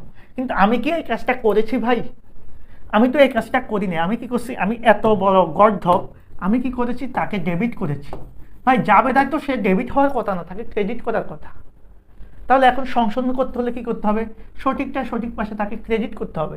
এখন দেখো তাকে ক্রেডিট পাশে লেখার কথা 2500, তাকে উল্টা ডেবিট করছো 2500, তাহলে আবার ক্রেডিট করতে হবে কত, মিস দিদার নামে আবার ক্রেডিট করতে হবে 2500। এই 2500 কিসের জন্য ভাইয়া, কারণ তুমি আগে তাকে ভুলে ডেবিট করছো, সেই ভুল সংশোধনের জন্য তাকে ক্রেডিট করবা। তার মানে মিস দিনার নামে টোটাল কত টাকা ক্রেডিট হবে, 2500, 500, 2500। আমি আবারও বুঝাচ্ছি, কোনো একটা এন্ট্রিকে তুমি ডেবিট করার কথা, সেটাকে ভুলে যদি বিপরীত করো, তাহলে পার্থক্য কিন্তু দুইবার সৃষ্টি হবে। কেন, কারণ তুমি যদি তাকে ডেবিট করার জায়গায় উল্টো ডেবিট না করা, ভুল কয়বার হয়, একবার, উল্টো তাকে আবার ক্রেডিট পাশে লিখছো, তার মানে ভুল কয়বার হচ্ছে, এই পাশে একবার, এই পাশে একবার, টোটাল দুইবার, যার কারণে টাকার পরিমাণটা দ্বিগুণ হয়ে যাবে। সো মিস দিনের কাছ থেকে আমি পাইছি 2500 টাকা, তাকে ক্রেডিট করবো 2500, কিন্তু আমি উল্টো তাকে ডেবিট করছি। তার মানে ডেবিট করার কারণে আমি প্রথম ভুল করছি তাকে ক্রেডিট না করে, তাহলে প্রথমে তাকে ক্রেডিট করবো 2500, আবার যেই 2500 তাকে ডেবিট করেছি সেটাকে আবার বাদ দিতে হবে, সেটাকে আবার ক্রেডিট করতে হবে। তার মানে মিস দিনার নামে টোটাল হবে 5000 টাকা ক্রেডিট। আর এটার কারণে রেমিল মিলবে না, রেমিল না মিললে কি আসবে, অনিশ্চিত হিসাব। সো সঠিক যাবে হবে কি, অনিশ্চিত ডেবিট, মিস দিনা ক্রেডিট। আমরা এখন একটু সলভটা দেখে ফেলি, তাহলে বুঝে যাবো। দেখো প্রথম হচ্ছে আমাদের বিক্রয় হিসেবে 2000 টাকা কম লিখছে, তাহলে বিক্রয়কে বাড়াবো, বিক্রয় ক্রেডিট, অনিশ্চিত ডেবিট, এটা আমরা বুঝিয়েছি। পরেরটা যন্ত্রপাতির জায়গায় মজুরি লিখছে, সো যন্ত্রপাতিকে ডেবিট করবো, মজুরিকে ক্রেডিট করবো। শিক্ষানবিশ ভাতার জায়গায় স্যালামি লিখছে, ভাতাকে ডেবিট করবো, স্যালামিকে ক্রেডিট করবো। আর সর্বশেষ আমরা যেটা বলছি, মিস দিনার কাছ থেকে 2500 টাকা পেয়ে তাকে উল্টো ডেবিট করছে, যার কারণে মিস দিনার ভুল হয়েছে দুইবার, একবার তার নামে 2500 টাকা ক্রেডিট করব, আবার যেটা ভুলে ডেবিট করছি সেটাও ক্রেডিট করব, টোটাল 500 টাকা। আর অপর পাশে কি আসবে, অনিশ্চিত হিসাব। সো আমরা বুঝতেই পেরেছি যে এই জাতীয় প্রশ্নের কিভাবে সমাধান করতে হয়। এখন আমাদের ক এবং খ নাম্বার দুইটা প্রশ্ন কিন্তু আমরা মোটামুটি বুঝে গিয়েছি, এখানে আর তেমন কোনো প্রবলেম আমাদের নাই। এখন গ নাম্বার প্রশ্ন যেটা, গ নাম্বার প্রশ্ন ভাইয়া দেখো অনিশ্চিত হিসাব, তা যে কোনো ধরনের হিসাব খুলতে বললে আমরা একটা খতিয়ান করব। সো এই অঙ্কে অনিশ্চিত হিসাব কোথায় কোথায় আছে দেখো, প্রথম লেনদেনটাতে আছে, এরপরে কোথায় আছে, এই লেনদেনটাতে আছে, জাস্ট দুইটা জায়গায় অনিশ্চিত হিসাব আছে। এখানে অনিশ্চিত হিসাব কি হয়েছে জাবেদায় আমরা যদি একটু দেখি, অনিশ্চিত হিসাব এখানে ডেবিট হয়েছে কত টাকা, এই 2000 টাকা। আর এখানে একটু খেয়াল করো, অনিশ্চিত হিসাব ডেবিট হয়েছে কত টাকা, 5000 টাকা। তার মানে আমরা জাস্ট কি করব, এই যে র্যা মিলের ক্রেডিট পাশে অনিশ্চিত হিসাবের একটা জেদ ছিল, সেটার সাথে এই এখানে 2000 এবং এই 5000 এটা সমন্বয় করে দিব। তো দুইটাতেই কিন্তু আমাদের জাবেদায় অনিশ্চিত হিসাব কি করতে হবে, ডেবিট করতে হবে, কারণ এখানে জাবেদায় অনিশ্চিত হিসাব ডেবিট 2000, বিক্রয় ক্রেডিট হবে কত 2000, আর এই জাবেদা হচ্ছে অনিশ্চিত হিসাব ডেবিট কত 5000, আর কি মিস দিনা ক্রেডিট 5000। তার মানে দুইটারই জাবেদায় কিন্তু অনিশ্চিত হিসাব ডেবিট। আর র্যা মিলের আগে ব্যালেন্স কত ছিল, ক্রেডিট কত ছিল খেয়াল করো 7000, এখন 7000 ছিল ক্রেডিট ব্যালেন্স। আমি জাস্ট তোমাদেরকে বোঝাচ্ছি। এখন আমি যখন জাবেদা করে দেখলাম আমার ডেবিট ব্যালেন্স কত পাচ্ছি, এখানে 2000 পাচ্ছি, এখানে 5000 পাচ্ছি, তাহলে টোটাল কত হচ্ছে ডেবিট পাশে 7000। ক্রেডিট ব্যালেন্স ছিল 7000, এখন ডেবিট ব্যালেন্স 7000 হয়ে গেলে অনিশ্চিত হিসাব জিরো হয়ে যাবে। কেন জিরো হবে, কারণ আমরা তো সংশোধন করে ফেলছি, আর সংশোধন করে ফেললে আমাদের আর ভুল থাকবে না, ভুল না থাকলে অনিশ্চিত হিসাবও থাকবে না, শেষ। তাহলে এই প্রশ্নটা জাস্ট নর্মাল একটা খতিয়ান আমরা যদি একটু করি, জাস্ট এক লাইনের অঙ্ক, এটা খুবই সহজ অঙ্ক ছিল আমাদের জন্য। দেখো আমাদের অনিশ্চিত হিসাবে শুরুর ব্যালেন্স ছিল ক্রেডিট পাশে, তো খতিয়ান আমরা জানি চলমান যে ছবি করলে আমরা এখানে খতিয়ানের নামটা লিখবো, এখানে হিসাবের কোড নাম্বারটা লিখবো, তারিখ, বিবরণ, জাবেদা পৃষ্ঠা, ডেবিট টাকা, ক্রেডিট টাকা, আর ব্যালেন্সের ঘরে দুইটা ডেবিট এবং ক্রেডিট। তো শুরুতে অনিশ্চিত হিসাবের ব্যালেন্স ছিল ক্রেডিট, দ্যাটস ওয়াই আমরা এখানে ব্যালেন্স লিখে একবারই ক্রেডিট দিয়ে লিখে ফেলবো 7000। ওকে, এখন প্রথমে আমাদের অনিশ্চিত হিসাব ডেবিট ছিল, বিক্রয় ক্রেডিট ছিল, তো আমি জাবেদা অনুসারে টাকা বসালাম, কারণ আমার জাবেদা ছিল এরকম অনিশ্চিত ডেবিট, বিক্রয় ক্রেডিট। সো আমার জাবেদা যেহেতু অনিশ্চিত ডেবিট, আমি এখানে ডেবিটে লিখলাম, বিপরীত দেখলে কি বিক্রয়, পরেরটা একই রকম কি ছিল অনিশ্চিত ডেবিট এবং কি দেনাদার ক্রেডিট। সো আমরা এই পাশে লিখলাম ব্যালেন্স, 7 থেকে 2 গেলে কত থাকবে 5, 5 থেকে 5 গেলে ব্যালেন্স নীল, অর্থাৎ অনিশ্চিত হিসাবের আর কোনো ব্যালেন্স থাকবে না। তাহলে আমরা এখানে মোটামুটি এই প্রশ্নটা সলভ করলাম। এখন আমি তোমাদের সাথে আলোচনা করব এই অধ্যায়ের পরবর্তী যে প্রশ্নটা আছে সেটা। এটাও সেম টাইপের একটা প্রশ্ন, একটা শুদ্ধ র্যা মিল দেওয়া আছে, আর কিছু আমাদের এখানে কি আছে ভুল দেওয়া আছে। আমরা ফার্স্ট কাজ হচ্ছে এখানে ভুলগুলা সংশোধন করে ফেলবো। এবার ভুল সংশোধন করে আমরা এটার সাথে যোগ বিয়োগ করলে আমরা একটা র্যা মিল করবো। তো ক নাম্বার প্রশ্ন বলছে ভাইয়া নীতিগত ভুলের পরিমাণ। তো নীতিগত ভুলের পরিমাণ আমরা একটু আগে আলোচনা করেছি যে মূলধন জাতীয় ব্যয়কে যদি মুনাফা জাতীয় ব্যয় বা মূলধন জাতীয় আয়কে যদি মুনাফা জাতীয় আয় লিপিবদ্ধ করা হয়, অথবা মূলধন জাতীয় লেনদেনকে মুনাফা জাতীয় লেনদেনে লিপিবদ্ধ করা হলে সেটাই নীতিগত ভুল। সো এই অঙ্কে নীতিগত ভুল কোনটা হবে, এই যে যন্ত্রপাতি সংস্থাপন ব্যয় মজুরির অন্তর্ভুক্ত করা হয়েছে এটা। আরেকটা কি ভাইয়া, আসবাবপত্র বিক্রয় তুমি বিক্রয় হিসাবে ক্রেডিট করছো, এই দুইটা। তাহলে একটু খেয়াল করবা, আসবাবপত্র বিক্রয় করলে আমরা আসবাবপত্রকে ক্রেডিট করব, বিক্রয়কে না। তাহলে আমাদের নীতিগত ভুল পেয়েছি আমরা দুইটা। জাস্ট আমরা যদি একটু দেখি আমরা নীতিগত ভুল কয়টা পেয়েছি, দুইটা। একটা কি যন্ত্রপাতি সংস্থাপন ব্যয় মজুরির অন্তর্ভুক্ত করা হয়েছে এবং আসবাবপত্র বিক্রয়কে বিক্রয় হিসাবে ক্রেডিট করা হয়েছে 12000 টাকা, শেষ। এখন আমরা 2 নাম্বার প্রশ্নে চলে যাব। 2 নাম্বার প্রশ্ন হচ্ছে আমাদের ভুলগুলা সংশোধনী দাখিলা দিতে বলছে ভাইয়া। তো এগুলার যদি সংশোধনী দাখিলা আমরা দিই, আমরা প্রত্যেকটা ভুলের জন্য জাবেদা দিব। দেখো প্রথম জাবেদা হচ্ছে ক্রয় হিসাবে যোগফল 8000 টাকা বেশি দেখানো হয়েছে। এটা কি ভুল তোমরা বুঝতেই পেরেছো, এটা হচ্ছে একতরফা ভুল, কারণ আমি ক্রয় হিসাবে যোগফলটা 8000 টাকা বেশি লিখছি। এখন সংশোধন করার জন্য আমাকে কি করতে হবে, আমি তো সংশোধন করব, দ্যাট মিনস আমার ক্রয় হিসাবের 8000 টাকা যে বেশি লিখছি এটা কমাবো, আর কম যদি লিখতাম তাহলে বাড়াতাম। তাহলে এখন খেয়াল করো, তুমি কাকে বেশি দেখাচ্ছ, ক্রয়কে। তোমার সংশোধন করতে হলে কি করতে হবে, ক্রয়কে কমাতে হবে। তাহলে ক্রয় যদি কমাও, ক্রয় কি হিসাব, ব্যয়, তো ব্যয় কমাতে গেলে ব্যয়কে কি করতে হবে, ক্রেডিট করতে হবে। তার মানে ক্রয় হিসাব ক্রেডিট। আর যেহেতু বেশি দেখিয়েছ র্যা মিলটা মিলবে না, সেজন্য অনিশ্চিত হিসাব কি হবে, ডেবিট হবে। তো আমরা প্রথম জাবেদাটা একটু দেখি। দেখো এই যে ক্রয় হিসাব ক্রেডিট 8000 টাকা আর অনিশ্চিত হিসাব ডেবিট 8000 টাকা। আশা করি বুঝতে পেরেছো। পরের জাবেদাটা তো তোমরা এমনিতেই পারবা, কারণ এই জাবেদাটা এর আগের অঙ্কে আমরা সলভ করেছি। যন্ত্রপাতি সংস্থাপন বা মজুরি হিসেবে লেখা হয়েছে। সো এটার জাবেদা কি হবে, যন্ত্রপাতি ডেবিট আর মজুরি হিসেবে যেহেতু লিখেছি বলে মজুরিকে ক্রেডিট করে দিব, শেষ। এরপরে যেটা সেটা হচ্ছে প্রদেয় হিসাবকে পরিশোধ করেছো তুমি 10,000 টাকা, কিন্তু ভুল ক্রমে প্রদেয় হিসাবকে পরিশোধ করার পরেও তাকে ডেবিট না করে ক্রেডিট করছো। এখন বুঝো, তোমার যদি পাওনাদারকে তুমি টাকা পরিশোধ করো তাহলে তোমার পাওনাদার ভাই কমবে না বাড়বে? অবশ্যই কমে যাবে। তো আমরা সবাই জানি পাওনাদার মানে একটা দায়, আর দায় কমে গেলে ভাইয়া সেটা কি হয়, ডেবিট। কিন্তু তুমি ভুলে কি করছো, তাকে ক্রেডিট করছো, সেই আগের অঙ্কটার মতো। তাহলে আমি একটু আগে বলেছি কোনো একটা এন্ট্রিকে যদি ডেবিট করার পরিবর্তে আমরা ক্রেডিট করি, অথবা ক্রেডিট করার পরিবর্তে যদি ডেবিট করি, তাহলে কি করতে হবে, আমাদের সঠিকটাকে সঠিক পাশে লিখতে হবে, আরেক পাশে কি আসবে, অনিশ্চিত হিসাব। কারণ এটার কারণে আমাদের রেমিলটা মিলবে না, আর রেমিল না মিললে তো এক পাশে অনিশ্চিত হিসাব আসে। তবে টাকার পরিমাণটা দ্বিগুণ লিখতে হবে। কারণ কি, আমি ডেবিটের একটা এন্ট্রি লিখি নেই, মনে করো এই আসবাবপত্র এখানে লিখি নেই, তাহলে ভুল কয়টা হলো, একটা। এটাকে যদি উল্টা আমি এই পাশে লিখি তাহলে ভুল কয়টা হলো, আরেকটা। তাহলে টোটাল পার্থক্য হয়ে যাবে 70 1,40,000। ঠিক একইভাবে আমাদের প্রদেয় হিসাবকে পরিশোধ করেছি 10,000 টাকা, সেটাকে যেহেতু আমি ক্রেডিট না করে ডেবিট না করে উল্টো ক্রেডিট করেছি, সেই কারণে আমাকে এখন কি করতে হবে, এটাকে সঠিক জাবেদা দিতে হবে। তাহলে সঠিক জাবেদা কি হবে, প্রদেয় হিসাব ডেবিট, আরেক পাশে আসবে অনিশ্চিত হিসাব ক্রেডিট, টাকা হবে 10,000 টোটাল 20,000 টাকা। তাহলে এই দুইটা জাবেদা আমরা একটু দেখবো। আগের জাবেদাতে আমরা বুঝেছি যন্ত্রপাতি ডেবিট মজুরি ক্রেডিট, এই জাবেদা হবে প্রদেয় হিসাব ডেবিট আর অনিশ্চিত ক্রেডিট, কত, 10,000 20,000 টাকা। আশা করি বুঝতে পেরেছ। এবার সর্বশেষ যে জাবেদাটা আছে এটা আমরা একটু দেখবো। বলছে 4 নম্বর জাবেদা, আসবাবপত্র বিক্রয় 5,000 টাকা বিক্রয় হিসাবে ক্রেডিট করা হয়েছে। একটু খেয়াল করবা, যদি আমরা কোনো সম্পদ বিক্রয় করি তাহলে ওই সম্পদটা আমাদের প্রতিষ্ঠান থেকে চলে যাবে, আর সম্পদ যদি চলে যায় তাহলে সম্পদ কমে যাবে, সম্পদ কমে গেলে ক্রেডিট হয়। তাহলে আসবাবপত্র যখন আমি বিক্রি করব আমার প্রতিষ্ঠানের কি কমে যাবে, আসবাবপত্র। সো জাবেদা লিখবো আসবাবপত্র ক্রেডিট। কিন্তু আমি ভুল করে কাকে ক্রেডিট করছি, আসবাবপত্রকে ক্রেডিট না করে বিক্রয়কে ক্রেডিট করছি। বিক্রয় নামে কোনো হিসাব ক্রেডিটে থাকার কথাই না। এখন আমার কি করতে হবে, সংশোধন করতে হবে। সংশোধন করতে হলে আমি কি করব, যেটা ক্রেডিট পাশে লেখার কথা সঠিকটা সঠিক পাশে লিখবো, তার মানে আসবাবপত্রকে ক্রেডিট পাশে লিখবো। আর এখন ভুলে কি করছি, বিক্রয়কে ক্রেডিট করছি, এটাকে ভ্যানিশ করতে হবে বা এটাকে বাদ দিয়ে দিতে হলে এটাকে এখন কি করতে হবে, বিপরীত করে দিতে হবে। অর্থাৎ বিক্রয় হিসাবকে এখন আমরা কি করে দিব, ডেবিট করে দেব। অর্থাৎ এটার জাবেদা হবে কি ভাইয়া, বিক্রয় ডেবিট আসবাবপত্র ক্রেডিট 5,000 টাকা। তাহলে এরই সাথে আমরা খ নাম্বার প্রশ্নটা সলভ করলাম। এখন আমাদের গ নাম্বার প্রশ্ন যেটা একটু খেয়াল করবা, এই প্রশ্নটা আমাদের জন্য একটু ইম্পর্টেন্ট। বলছে সংশোধিত রেমিল।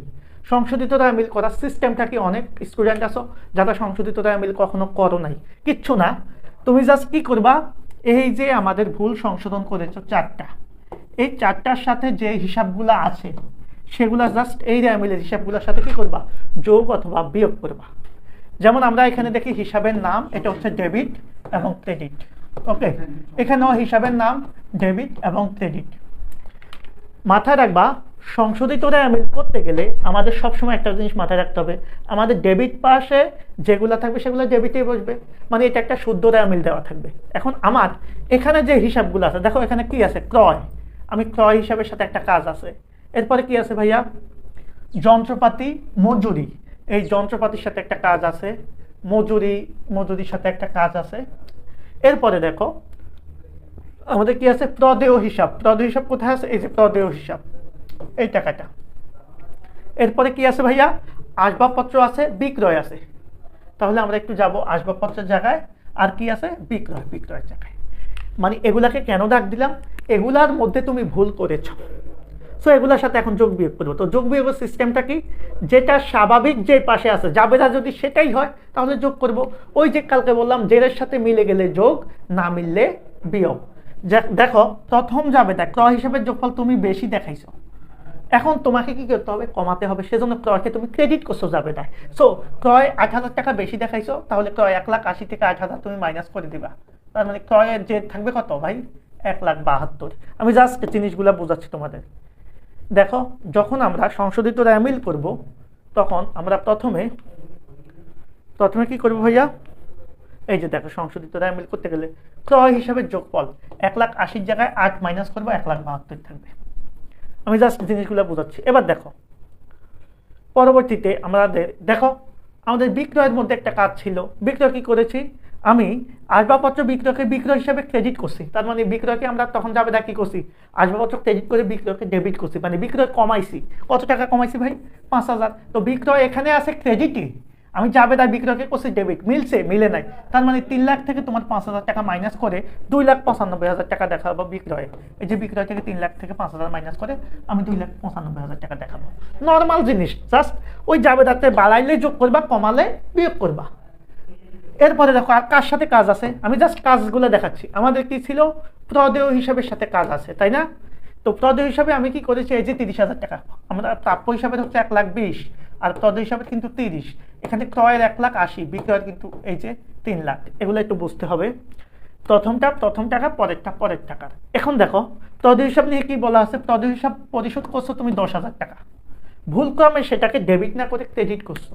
এই জন্য এখন জাবেদায় প্রদেয় হিসাবকে ডেবিট করছো কত টাকা, ডেবিট করছো উল্টা ২০,০০০ টাকা। কিন্তু ভাই প্রদেয় হিসাব তো এখানে ক্রেডিটে আছে ৩০, তার মানে জাবেদায় আছে ডেবিটে ২০। তো মিলছে, এটা হচ্ছে ক্রেডিট, যে জাবেদা আছে ডেবিট, মিলে নাই বিয়োগ। আর আমরা তো জানি এটাকে ডেবিট করা মানে এটাকে বিয়োগ করবো। সো ৩০ থেকে ২০ বিয়োগ করে দিলে প্রদেয় হিসাবের ব্যালেন্স আসবে ১০। জাস্ট দেখো,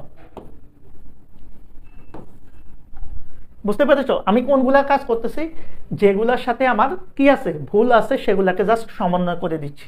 এবার আসো আমাদের পরবর্তী যে ভুলটা আমরা এখানে পেয়েছি, যন্ত্রপাতির মধ্যে আমরা ভুল পেয়েছি। যন্ত্রপাতির মধ্যে এই যে যন্ত্রপাতির সংস্থাপন ভাই আমি মজুরি হিসাবে লিখছি।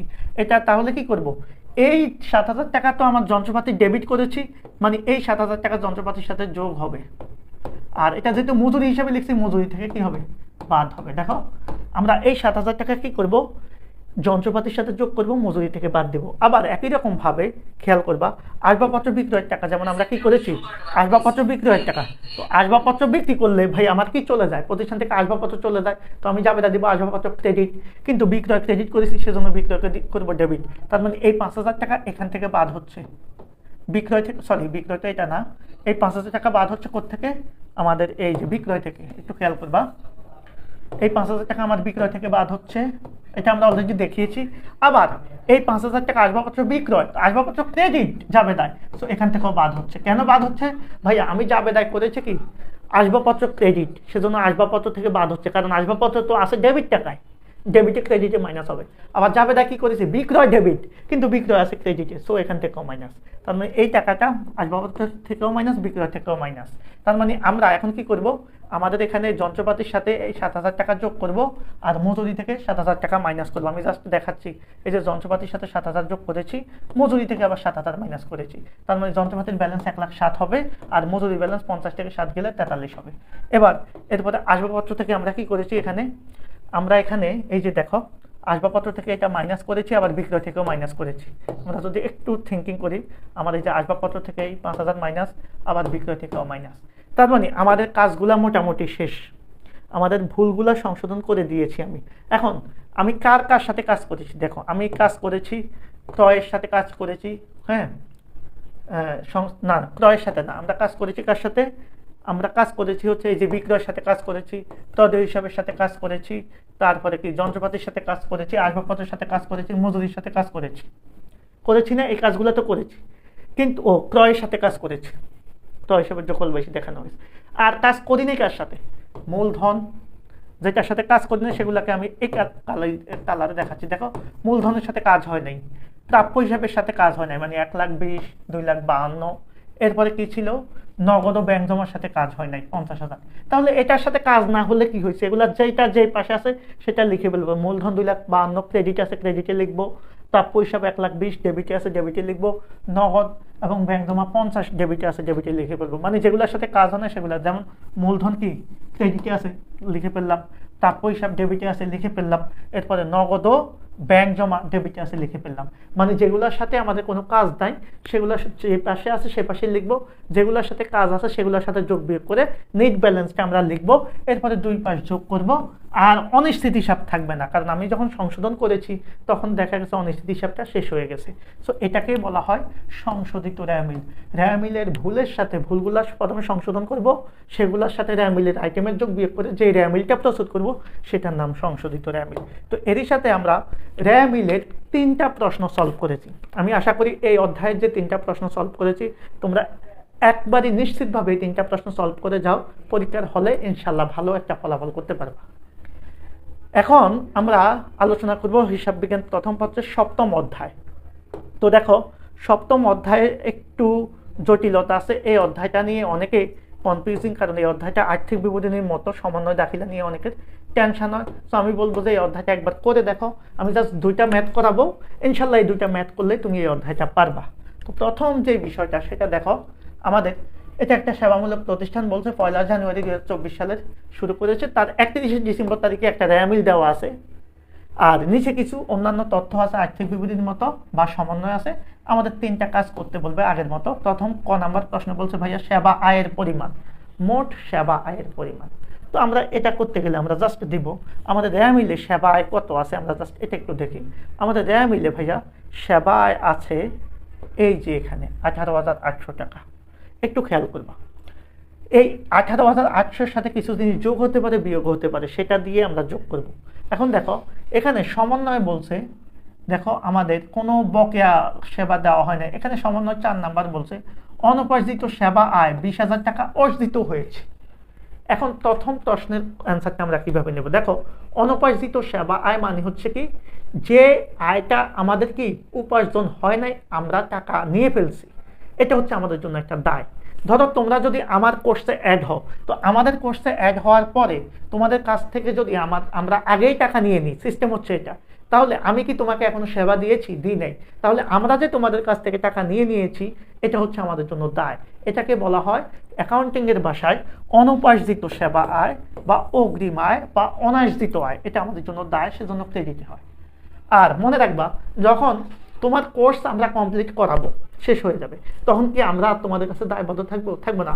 তখন ওই টাকাটা আমার জন্য কি হয়ে যাবে? আয় হয়ে যাবে। অর্থাৎ অনুপার্জিত সেবা আয় বা অগ্রিম আয়ের যখন মেয়াদ শেষ হয়ে যায় তখন সেটা উপার্জন হয়ে যায়। আর উপার্জন হয়ে গেলে কি হবে? আমার দায় কমে যাবে, আয় বেড়ে যাবে। সো এই যে অনুপার্জিত সেবা আয় 20,000 টাকা অর্জিত হয়েছে, এই 20,000 টাকা আমার আয় হয়ে যাবে, সেজন্য এটা সেবা আয়ের সাথে যোগ হয়ে যাবে। আর যেহেতু এটা আয় হয়ে গেছে, এটা অনুপার্জিত সেবা আয় থেকে কি হয়ে যাবে? বিয়োগ হয়ে যাবে। এটা হচ্ছে সিস্টেম। তাহলে এটা যাবে দেওয়া হয় এরকম হবে, তখন অনুপার্জিত আয় তখন ডেবিট হয়ে যাবে, কারণ দায় কমে গেলে ডেবিট, আর সেবা আয় বেড়ে যাবে, আয় বেড়ে গেলে ক্রেডিট। তার মানে যাবে দেওয়া হবে অনুপার্জিত সেবা আয় ডেবিট, সেবা আয় ক্রেডিট। সো আমাদের মোট সেবা আয় তাহলে কত হবে? আমার আগে সেবা আয় ছিল 18,800, এটার সাথে 20,000 যোগ হয়ে 28,800 হয়ে যাবে। আমরা যদি একটু থিঙ্কিং করি, 38,800 হয়ে যাবে। তো দেখো আমাদের আগে সেবা আয় ছিল 18,800, এটার সাথে অনুপার্জিত সেবা আয় যতটুকু অর্জিত হয়েছে 20,000 যোগ করলে আমরা পেয়ে যাব আমাদের কি মোট সেবা আয়। আর এটা জাবেদাটা কি দিব? আমরা বলেছি অনুপার্জিত সেবা আয় ডেবিট, সেবা আয় ক্রেডিট। যদিও জাবেদা চাই না, বাট আমাদের পরের অঙ্কগুলো ইয়াতে লাগবে। এবার আসো পরের যে প্রশ্নটা বলছে ভাইয়া, কি বলছে? প্রয়োজনীয় সমন্বয় দাখিলা। এই যে সমন্বয় একটা দাখিলা আমরা অলরেডি শিখে ফেলছি, কি? অনুপার্জিত সেবা আয় ডেবিট আর কি ভাই? সেবা আয় ক্রেডিট।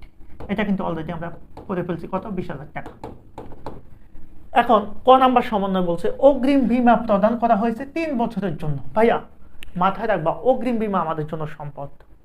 তো মাথায় রাখবা, এই 3 বছরের জন্য অগ্রিম বীমা দিয়েছো তুমি 16,000। তাহলে এই বছর শেষে এই 16,000-এর মধ্যে 1 বছর শেষে 1 বছর এটা কি হয়ে যাবে? খরচ হয়ে যাবে 5,000। কত বলো? 15,000কে 3 দিয়ে ভাগ করলে কত হবে? 5,333.33। যাই হোক, 333 টাকাই ধরলাম। মানে 1 বছর শেষে এটা তোমার খরচ হয়ে যাবে।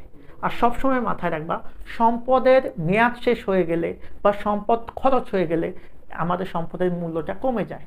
তো 3 বছরের জন্য তুমি বীমা খরচ দিয়েছো, 1 বছর শেষে তোমার অগ্রিম থাকবে কয় বছর? 2 বছর।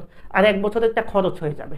তো এই যে বীমা খরচ হয়ে যাবে 1 বছরের কত টাকা? 5,300 টাকা। তাহলে একদিকে আমাদের কি হবে? বীমা খরচ ডেবিট হবে। আর এই যে অগ্রিম বীমা, এই যে অগ্রিম বীমা ছিল এটা থেকে এই টাকাটা কমে যাবে, সেজন্য সম্পদ কমে গেলে ক্রেডিট, সেজন্য অগ্রিম বীমা হয়ে যাবে ক্রেডিট। কত? 5333। কারণ আমার ডেবিট থেকে এই 5333 মাইনাস করলে আমার 2 বছরের একটা অগ্রিম বাবদ সম্পদ থাকবে। তাহলে মানে একটা জিনিস মাথায় রাখবা, সব সময় র্যা মিলে যদি আমাদের সম্পদ থাকে সেটা খরচ হয়ে যাবে সমন্বয় যদি থাকে, আর র্যা মিলে যদি দায় থাকে সেটা আয় হয়ে যাবে। সো সেজন্য আমি একটা টেকনিক বলি সবসময়, সমন্বয় দাখিলা করার টেকনিক হচ্ছে আমরা কি করব, শুধুমাত্র বকেয়া সংক্রান্ত খরচ বা অবচয় ছাড়া যত সমন্বয় দাখিলা দিব প্রত্যেকটার ক্ষেত্রে জাস্ট একটা টেকনিক অবলম্বন করবা, র্যা মিলের আইটেমটাকে বিপরীত করে দিবা। র্যা মিলে যদি সেটা ডেবিটে থাকে জাবেদা কি হয়ে যাবে? ক্রেডিট। র্যা মিলে ক্রেডিট হয়ে গেলে জাবেদা হয়ে যাবে ডেবিট। যেমন অনুপার্জিত সেবায় র্যা মিলে ক্রেডিট ছিল, আমরা জাবেদা করবো কি? ডেবিট। আবার অগ্রিম বীমা এখন ডেবিট ছিল, জাবেদা করবো ক্রেডিট। তার মানে প্রথম যে জাবেদাটা আমরা দেখব সেটা কি ভাইয়া? আমরা আবারও বলি, এই জিনিসগুলো কিন্তু তোমাদের বুঝতে হবে। সেই জাবেদাটা কি ভাইয়া? একটু দেখো, বিমা খরচ ডেবিট আর অগ্রিম বিমা ক্রেডিট। কত? 5333। কিভাবে? ওই 16,000 টাকাকে আমি 3 দ্বারা ভাগ করেছি। ওকে, এবার পরের জাবেদাটা যদি আমরা একটু থিঙ্কিং করি, পরের জাবেদা কি হচ্ছে দেখো, বছর শেষে মনিহারি মজুদ আছে 1000 টাকা। মনিহারি মজুদ যদি বছর শেষে থাকে সেটাকে আমরা বলি সমাপনী মনিহারি বা অব্যবহৃত মনিহারি, এটা আমাদের জন্য সম্পদ। তো র্যা মিলে কি আছে? র্যা মিলে মনিহারি বাবদ ব্যয় আছে আমার 3000 টাকা, আর বছর শেষে আমার অব্যবহৃত মনিহারি আছে কত? 1000। তার মানে আমার এই অব্যবহৃত মনিহারিটা আমার র্যা মিলের মনিহারিকে কমাবে। সো র্যা মিলের মনিহারি যেহেতু ডেবিট আছে, জাবেদাটা কি হয়ে যাবে? ক্রেডিট। মনিহারি ক্রেডিট, আর এটা লিখবো মনিহারি মজুদ ডেবিট, অথবা আমরা লিখতে পারবো অব্যবহৃত মনিহারি ডেবিট। কত? 1000 টাকা। যে 1000 টাকা মজুদ আছে, তাহলে জাবেদা কি হচ্ছে? অব্যবহৃত মনিহারি ডেবিট বা মনিহারি মজুদ ডেবিট আর মনিহারি ক্রেডিট। জাস্ট জাবেদাটা আমরা একটু দেখবো, এই যে মনিহারি মজুদ ডেবিট আর মনিহারি ক্রেডিট। মনিহারি মজুদটা এখানে সম্পদ। এরপরে আমাদের 3 নাম্বার যে সমন্বয়টা আছে খেয়াল করবো। 3 নাম্বার সমন্বয়টা কি বলছে? প্রদেয় নোটের 5% সুদ ধরতে হবে। তো প্রদেয় নোটের যদি 5% সুদ ধরি, প্রদেয় নোটের সুদ আমাদের কি? অবশ্যই ব্যয়, কারণ প্রদেয় নোট আমাদের জন্য দায়। একটা জিনিস সবসময় মাথায় রাখবা, দায়ের সুদ সবসময় আমাদের জন্য ব্যয় হবে। দায়ের সুদ সবসময় আমাদের জন্য কি? খরচ বা ব্যয়। আর সম্পদের সুদ আমাদের জন্য কি হবে? সবসময় হবে, সম্পদের সুদ হবে আমাদের জন্য আয় বা লাভ। মনে করো তুমি একটা জায়গায় টাকা ইনভেস্ট করছো, বিনিয়োগ করছো, তো সেখান থেকে তুমি সুদ পাইছো, ওই বিনিয়োগটা তোমার সম্পদ, তো সেখান থেকে সুদ পেলে সেটা তোমার জন্য আয়। আবার তুমি ব্যাংক থেকে ঋণ নিয়েছো, দায়, এটার জন্য ব্যাংক কর্তৃপক্ষকে তুমি সুদ দিবা, এটা তোমার জন্য ব্যয়। সো দায়ের সুদ সবসময় ব্যয়, আর সম্পদের সুদ সবসময় আয়। তো প্রদেয় নোটের সুদ যদি ধরি, প্রদেয় নোট আছে কত ভাই? প্রদেয় নোট বলছে আমাদের, একটু খেয়াল করবা, প্রদেয় নোট বলছে ভাই 1/1/2024 83,000 টাকা। তো 83,000 টাকার সুদ আমরা বের করবো। 83,000 টাকা কত পার্সেন্ট সুদ? 5% সুদ। আমি জাস্ট ক্যালকুলেশন করে 83,000 টাকার 5% সুদ বের করব। তাহলে আমি কি করব? একটু খেয়াল করো, 83,000 টাকা ইন্টু 5%। আর এই অঙ্কটা মূলত আসলে এখানে যদিও ডেটটা নাই, এখানে এই যে এই অঙ্কটা মূলত হচ্ছে আমাদের 2024 সালের 1 জানুয়ারি না, এটা 2024 সালের, এটা হচ্ছে কত সালের? 31 ডিসেম্বর তারিখে যদি হয়, এটা না, এটা মূলত জুন মাসের, এটা হচ্ছে 30 জুন তারিখে শেষ হবে, 30 জুন। ওকে, এখানে 6 মাসের জিনিসটা হবে। তো আমরা প্রদেয় নোটের সুদ সেজন্য এখানে 6 মাসে ধরবো। তাহলে একটু খেয়াল করো, 83,000 5% কত হবে? 10% হচ্ছে কত? 8,300 না, 6 মাসের সুদ না, আমি 1 বছরের সুদই ধরলাম, কারণ এখানে যদি স্পেসিফিক ডেটটা এখানে বলা নাই, আমাদের জানুয়ারির 1 তারিখে শুরু করেছে আর 31 ডিসেম্বর তারিখে শেষ হয়েছে, তার মানে আমি এটাকে 1 বছরেরই ধরবো। ওকে, তার মানে আমার প্রদেয় নোটটা নেওয়া হয়েছে 1/1/2024। তো আমার অঙ্ক শুরু যেদিন, সেদিন থেকে নোটটা ছিল, তার মানে আমার দায় কিন্তু শুরু থেকে ছিল। যেহেতু শুরু থেকে দায়টা ছিল, তার মানে 83,000 টাকা ডিরেক্ট, তুমি 83,000 টাকা ডিরেক্ট কত পার্সেন্ট? 5% বের করে ফেলবা। তাহলে 10% হচ্ছে 8,300, 5% হবে 4,150, 4,150। এটার জন্য জাবেদা দিবে। এখন প্রদেয় নোটের সুদ আমার জন্য কি? ব্যয়। আর সুদ সবসময় বকেয়া থাকে। তো আমাদের সমন্বয় দাখিলা করার সিস্টেম হচ্ছে, ব্যয় যদি বকেয়া থাকে ব্যয় বকেয়া থাকলে একদিকে আমার ব্যয় বাড়বে, অন্যদিকে আমার দায় বাড়বে। অর্থাৎ ব্যয় বকেয়া থাকলে তোমার একটা খরচ হয়ে গেছে, তুমি এখনো টাকাটা পরিশোধ করো নাই। মনে করো তোমার বাসা ভাড়া তোমার জন্য একটা ব্যয়, এখন তুমি বাসা ভাড়া এখনো দাও নাই, তার মানে এটা তোমার জন্য দায়, কারণ এটা দিতে হবে। আর অ্যাকাউন্টিংয়ে যা দিতে হবে সেটাই দায়। সেক্ষেত্রে ব্যয় যদি আমাদের বকেয়া থাকে, একদিকে আমার ব্যয়টা বাড়বে, অন্যদিকে আমার দায়টা বাড়বে। তাহলে আমরা কি জানি, ব্যয় বৃদ্ধি পেলে ডেবিট আর দায় বৃদ্ধি পেলে ক্রেডিট। সেজন্য প্রদেয় নোটের সুদ আমাদের ডেবিট হবে, কারণ এটা ব্যয়। আর সুদ যেহেতু বকেয়া থাকে, প্রদেয় নোটের বকেয়া সুদ সেটা দায় হিসাবে ক্রেডিট হবে। তার মানে জাবেদা হবে কি, প্রদেয় নোটের সুদ হিসাব ডেবিট আর প্রদেয় নোটের বকেয়া সুদ হিসাব ক্রেডিট। একটু খেয়াল করো, এই যে প্রদেয় নোটের সুদ এটা ব্যয় ডেবিট, আর প্রদেয় নোটের বকেয়া সুদ এটা দায়, এটা ক্রেডিট। আর লাস্টের যে জাবেদা এটা আমরা শুরুতে করে ফেলেছি, সেটা কি, অনুপার্জিত সেবা আয় উপার্জিত হয়েছে, সেখানে আমার দায় কমবে। সো অনুপার্জিত সেবা আয় ডেবিট, কারণ দায় কমলে ডেবিট। আর অন্যদিকে সেবা আয়, আয় বৃদ্ধি পেলে ক্রেডিট, সেবা আয় ক্রেডিট। সো আমরা সমন্বয় দাখিলাটা দেখে ফেললাম। এখন আমাদের পরবর্তী যে প্রশ্নটা ক এবং খ আমরা করলাম, গতে বলছে উপরিউক্ত তথ্যাবলী থেকে 10 কলাম বিশিষ্ট একটি কার্যপত্র প্রস্তুত করো। তো 10 কলাম বিশিষ্ট কার্যপত্রের নমুনা আমরা সবাই জানি। আমরা এখান থেকে দেখে নেব যে 10 কলাম বিশিষ্ট কার্যপত্র কীরকম হয়। একটু তাকাও, এই অঙ্কের সবচেয়ে বড় অসুবিধা হচ্ছে অঙ্কটা অনেক বড়। দেখো, তাহলে আমাদের প্রথমে কি করতে হবে, বিবরণ। প্রথমে র্যা মিল যেটা দেওয়া ছিল সেটা লিখবো, এরপর আমরা যে সমন্বয় দাখিলা দিয়েছি 4টা, এই সমন্বয় দাখিলাটা আসবে।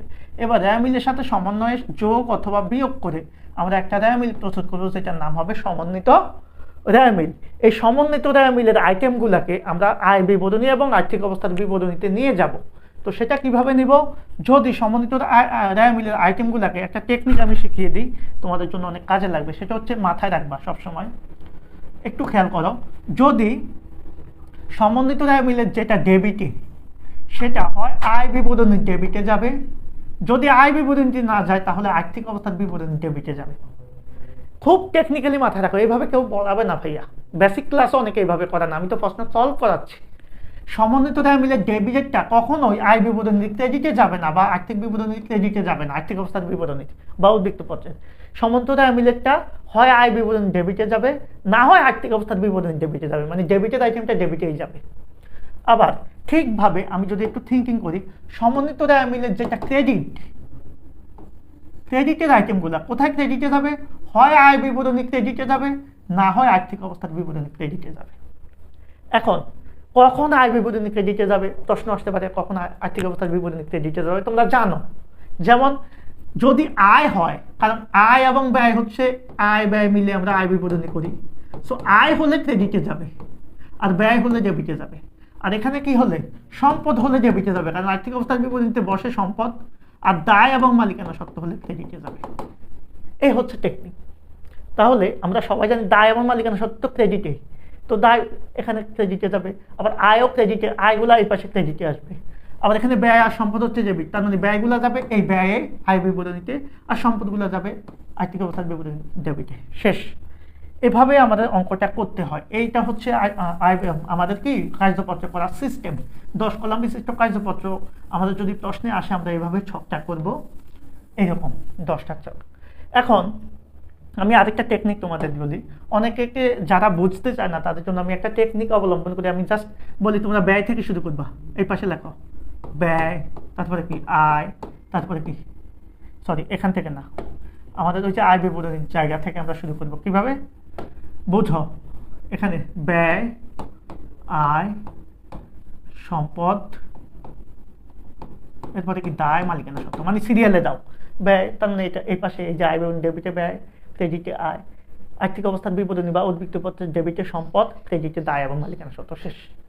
এখন তোমাকে চিনতে হবে আসলে অ্যাকচুয়ালি কোনটা কি, সেটা চিনে তোমাকে বসাতে হবে, এটা হচ্ছে কথা। তো তুমি চিনবা, অঙ্ক করতে যেহেতু আসছো, এটা এমনিতে চিনবা। এখন আসো, আমি কিভাবে করব। আমি এই অঙ্কটা করব খুব সিম্পলি। আমার কি কি সমন্বয় ছিল, অগ্রিম বীমা সংক্রান্ত সমন্বয় ছিল, যেখানে অগ্রিম বীমা ডেবিট, বীমা খরচ ডেবিট, অগ্রিম বীমা ক্রেডিট, মানে অগ্রিম বীমা থেকে এটা কমে গেছে, তার মানে আমাদের অগ্রিম বীমা থেকে এটা কমে যাবে। এরপরে মণিহারি মজুদ, মণিহারি থেকে কমে গেছে। এরপরে প্রদেয় নোটের সুদ, এটা আলাদা হবে যদিও। এরপরে হচ্ছে আমাদের কি অনুপার্জিত সেবায়, আমাদের অনুপার্জিত সেবায় কমে গেছে, সেবায় বেড়ে গেছে। তাহলে রেয়া মিলে যে হিসাবগুলো ছিল সমন্বয়ের সাথে রেয়া মিলের হিসাবে 4টা জিনিসের কাজ হবে। অগ্রিম বীমা কমে যাবে, মনিহারি কমে যাবে, সেবায় অনুপার্জিত আয় কমে যাবে, সেবায় বেড়ে যাবে। তো এটা নিয়েই আমরা রেয়া মিল করব। আমরা প্রথমে এই যে এটা একটা রেয়া মিল আছে, রেয়া মিলের ডেবিটেডগুলো সব বসিয়ে ফেলবো, ক্রেডিটেডগুলো যা আছে সব বসিয়ে ফেলবো। তাহলে প্রথম ঘর নিয়ে আমাদের কোনো প্রবলেম নাই। আমাদের প্রথম যে রেয়া মিলের ডেবিটে যা আছে, হ্যাঁ, রেয়া মিলের ডেবিটে কি আছে, যা আছে মনে করো সব বসিয়ে ফেলবো, ক্রেডিটে যা আছে সব বসিয়ে ফেলবো, এখানে কোনো কাজ নাই।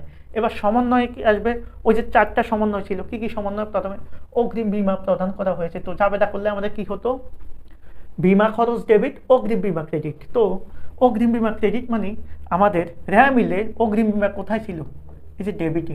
সমন্বয়ে অগ্রিম বীমা সমন্বয় কি ছিল, ক্রেডিটে, সমন্বয়ের ক্রেডিটে। কারণ তুমি জাবেদা করেছো কি ভাই, অগ্রিম বীমা ডেবিট, আমি জাস্ট বোঝাচ্ছি, বীমা বীমা খরচ ডেবিট, অগ্রিম বীমা কি ক্রেডিট, জাবেদা সমন্বয় জাবেদা কত, 5333। তো সমন্বয় জাবেদা অগ্রিম বীমা কোথায় আছে ভাই, ক্রেডিটে। সমন্বয়ের ঘরে এসে ক্রেডিটে লিখবা, সমন্বয় যদি অগ্রিম বীমা ডেবিটে থাকতো তুমি ডেবিটে লিখতা, আর বীমা খরচ কি আছে, ডেবিট। এজন্য রেয়া মিল তো শেষ, এগুলো তো কোথেকে আসছে, সমন্বয় থেকে। আগে তো রেয়া মিলের আইটেমগুলো আমরা সব বসিয়ে ফেলবো।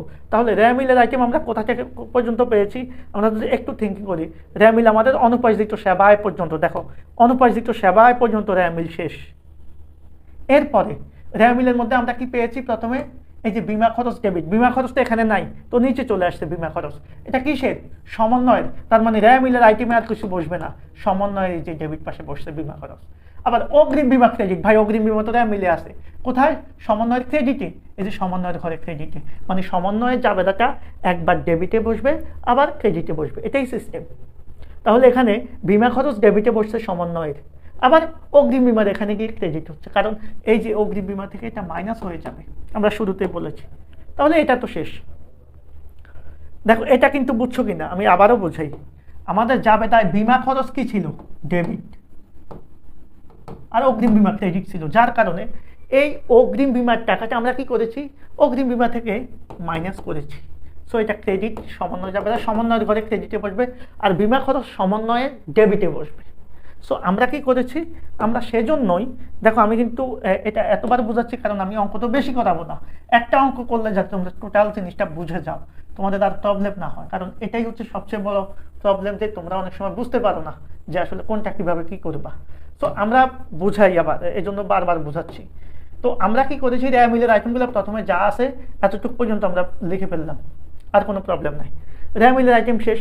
এবার যখন সমন্বয় আসবে তখন আমরা সমন্বয়ের সাথে কাজ করবো। তো 1 নম্বর সমন্বয় আমার বীমা খরচ ডেবিট ছিল, বীমা খরচ রেয়া মিলে নাই, সো এখানে লিখলাম ডেবিট। কোথায়, সমন্বয়, রেয়া মিল শেষে রেয়া মিলের ঘরে আর কিচ্ছু বসবে না, সব বাদ, এবার সব সমন্বয়ে বসবে।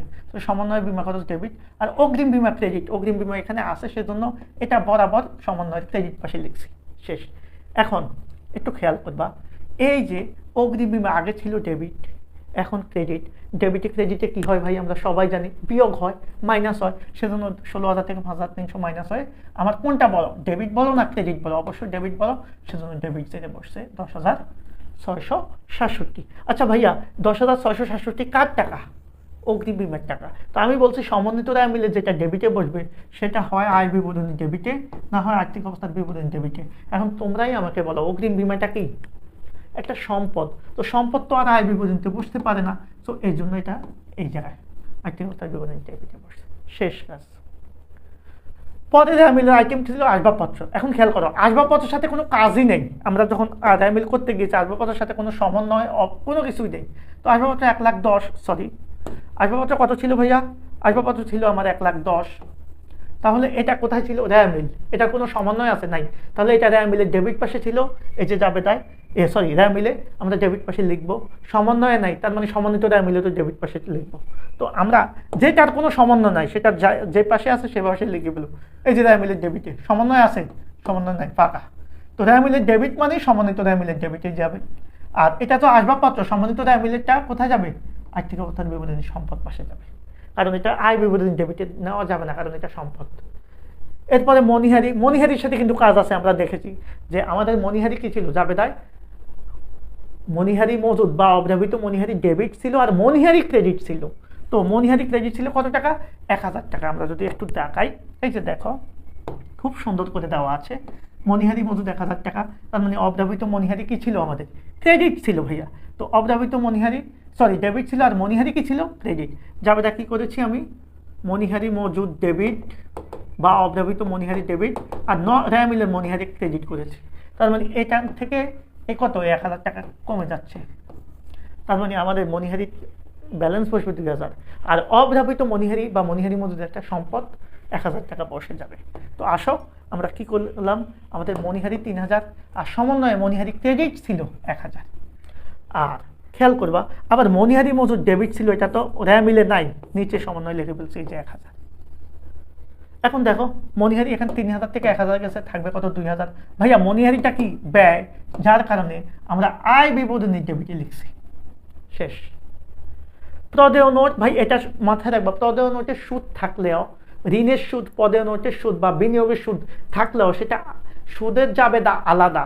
এটা প্রদেয় নোটের সাথে বা ঋণের সাথে বা বিনিয়োগের সাথে যোগ বিয়োগ হবে না। সো প্রদেয় নোট যা আছে আমাদের ক্রেডিট পাশে ছিল র্যা মিলের, এটা আমাদের সম্মানিত র্যা মিলের ক্রেডিটে যাবে, আর এটা একটা দায় আর্থিক অবস্থার বিবরণী ক্রেডিটে চলে যাবে। নগদ তহবিলে কোনো কাজ নাই, 12,000 ছিল র্যা মিলের ডেবিটে, সমন্বয় নাই, সম্মানিত র্যা মিলের ডেবিটে যাবে এবং আর্থিক অবস্থার বিবরণী সম্পদ হিসাবে ডেবিটে যাবে। মূলধনের সাথে কোনো কাজ নাই, 32,000 এটা ছিল ক্রেডিট পাশে, সমন্বিত র্যা মিলের ক্রেডিট পাশে, মূলধন মালিকানা সত্ত্বে আর্থিক অবস্থার বিবরণী ক্রেডিট পাশে। শেষ। সেবা আয়ের সাথে আমাদের কি আছে? কাজ আছে। আমরা দেখেছি সেবা আয় ছিল 18,800, এটা থেকে কত? 20,000 টাকা উপার্জিত হয়েছে, তোর মানে বেড়েছে। তো সেবা আয় 18,800, জাবেদায় আমাদের সেবা আয় ক্রেডিট ছিল সমন্বয়ে, সেজন্য ক্রেডিট পাশে লিখেছি। এটা ক্রেডিট বসেছ, ক্রেডিটে মিলে গেছে, যোগ হবে 18,800 আর 20,000 যোগ করে 38,800, এটা একটা আয়, সেজন্য ক্রেডিট পাশে বসবে।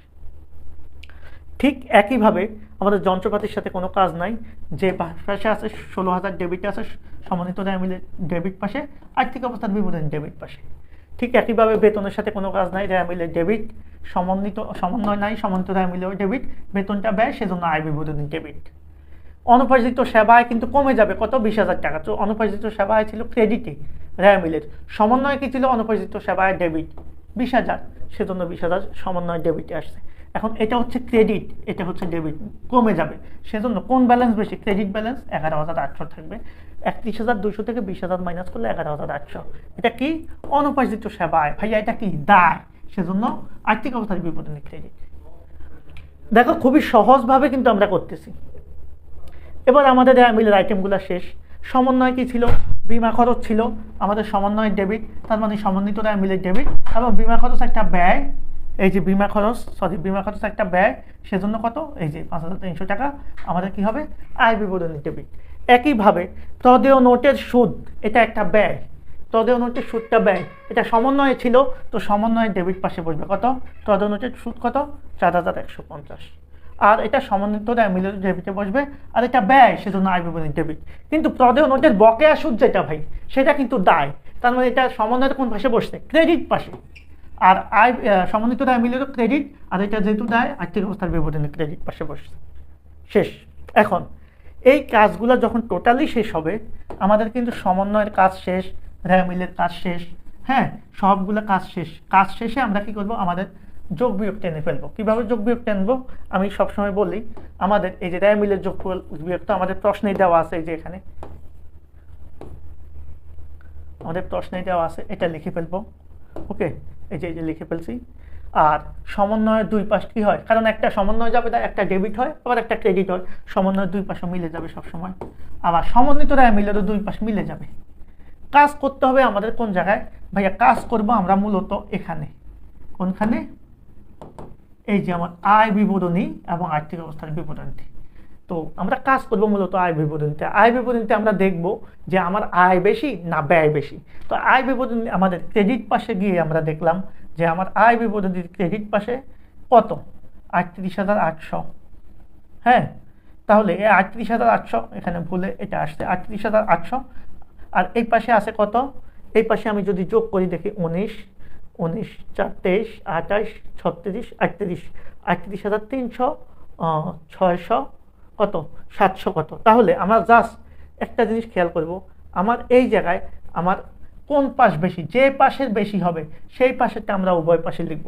তো আমরা যদি ক্যালকুলেশন করি, একটু খেয়াল করবা, আমরা ক্যালকুলেশন করলে দেখব যে আমাদের, আমি যদি যোগ করি 8 আর 2 কত হবে 10, 10 5 15, 15 4 19, 19 19 38, 38,300, 300, 600, 700, তারপরে কত 800, 800, মানে এই অঙ্কে আমাদের ব্যয়ে হচ্ছে 38,800 হয়, আয়ও 38,800 হয়। মানে এই অঙ্কে আমাদের আসলে আয় ব্যয় সমান হয়ে যায়, যার কারণে নিট লাভ থাকে না, নিট লাভটা এখানে থাকে না। এখন অন্যান্য অঙ্কে সাধারণত যেটা হয়, সাধারণত আমাদের আয় পাশটা বেশি হয়। ধরো এই পাশে 40,000 আসছে, আমি জাস্ট বোঝানোর জন্য বলতেছি, 40,000 আমি এই পাশেও লিখবো, লিখার পরে ধরো এই পাশে টোটাল যোগ করে পেলাম 30,000, তার মানে এখানে 10,000 টাকা কম। এই 10,000 টাকা কি নামে লিখবো, নিট মুনাফা নামে, নিট লাভ। এই নিট লাভ যে 10,000 টাকা, এটা আমাদের কাকে বাড়াবে, মালিকানা সত্ত্বকে বাড়াবে, সেজন্য এই পাশে মালিকানা সত্ত্বে নিট লাভটা এই পাশে নিয়ে আসবো। অন্যান্য অঙ্কে যেটা হয়, এই অঙ্কে হয় নাই কারণ আয় ব্যয় সমান, যার কারণে মুনাফা 0 হয়েছে। সো এভাবে আমরা একটা 10 কলাম বিশিষ্ট ওয়ার্কশিট বা আমরা 10 কলাম বিশিষ্ট একটা কার্যপত্র করব। সো আশা করি বুঝতে পেরেছো যে কার্যপত্রে সাধারণত আমাদের একটু সময় বেশি লাগতে পারে, সেজন্য আমি অনেক সময় স্টুডেন্টদের বলি অন্য অঙ্ক কমন পড়লে এটাতে না টাচ করাই ভালো। এবার আমরা যেটা নিয়ে কথা বলবো, সর্বশেষ অঙ্ক যেটা আজকে সলভ করাবো, সেটা খুবই গুরুত্বপূর্ণ, একই রকম একটা অঙ্ক আমাদের কার্যপত্র রিলেটেড। 2 নম্বর অঙ্কটা একটু খেয়াল করো।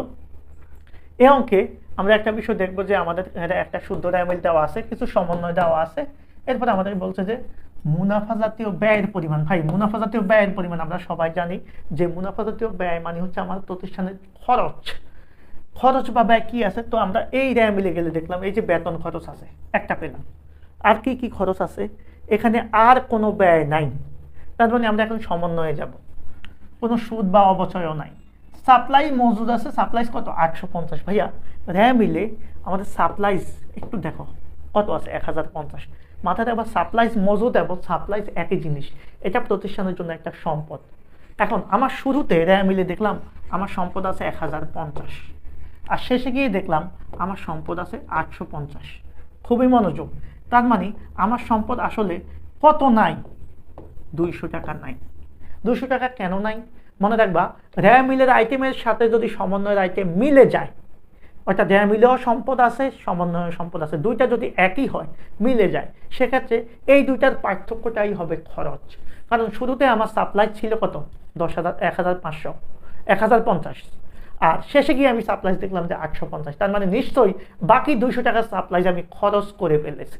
অর্থাৎ শুরুতে যদি সাপোজ আমার বিমা থাকে, অগ্রিম বিমা থাকে, ধরো অগ্রিম বিমা থাকে ধরো 10,000, শেষে গিয়ে যদি আমি দেখি অগ্রিম বিমা 4,000, তার মানে বাকি 6,000 টাকার বিমা, অগ্রিম বিমা খরচ হয়ে গেছে বা মেয়াদ শেষ হয়ে গেছে। ওকে, সো আমরা যেটা করব, এই যে আমাদের কি ছিল, আমাদের এখানে কি ছিল, ওই আমাদের এখানে সাপ্লাই ছিল হচ্ছে 1050, আর এখানে সাপ্লাইজ মজুদ আছে 850, তার মানে সাপ্লাইজ খরচ কত পাইছে 200। এটাও আমাদের একটা ব্যয়। তাহলে আমি ব্যয় কয়টা পেলাম, 2টা, বেতন খরচ পেলাম আর এখানে সাপ্লাইজ খরচ পেলাম, আর কোনো ব্যয় নাই।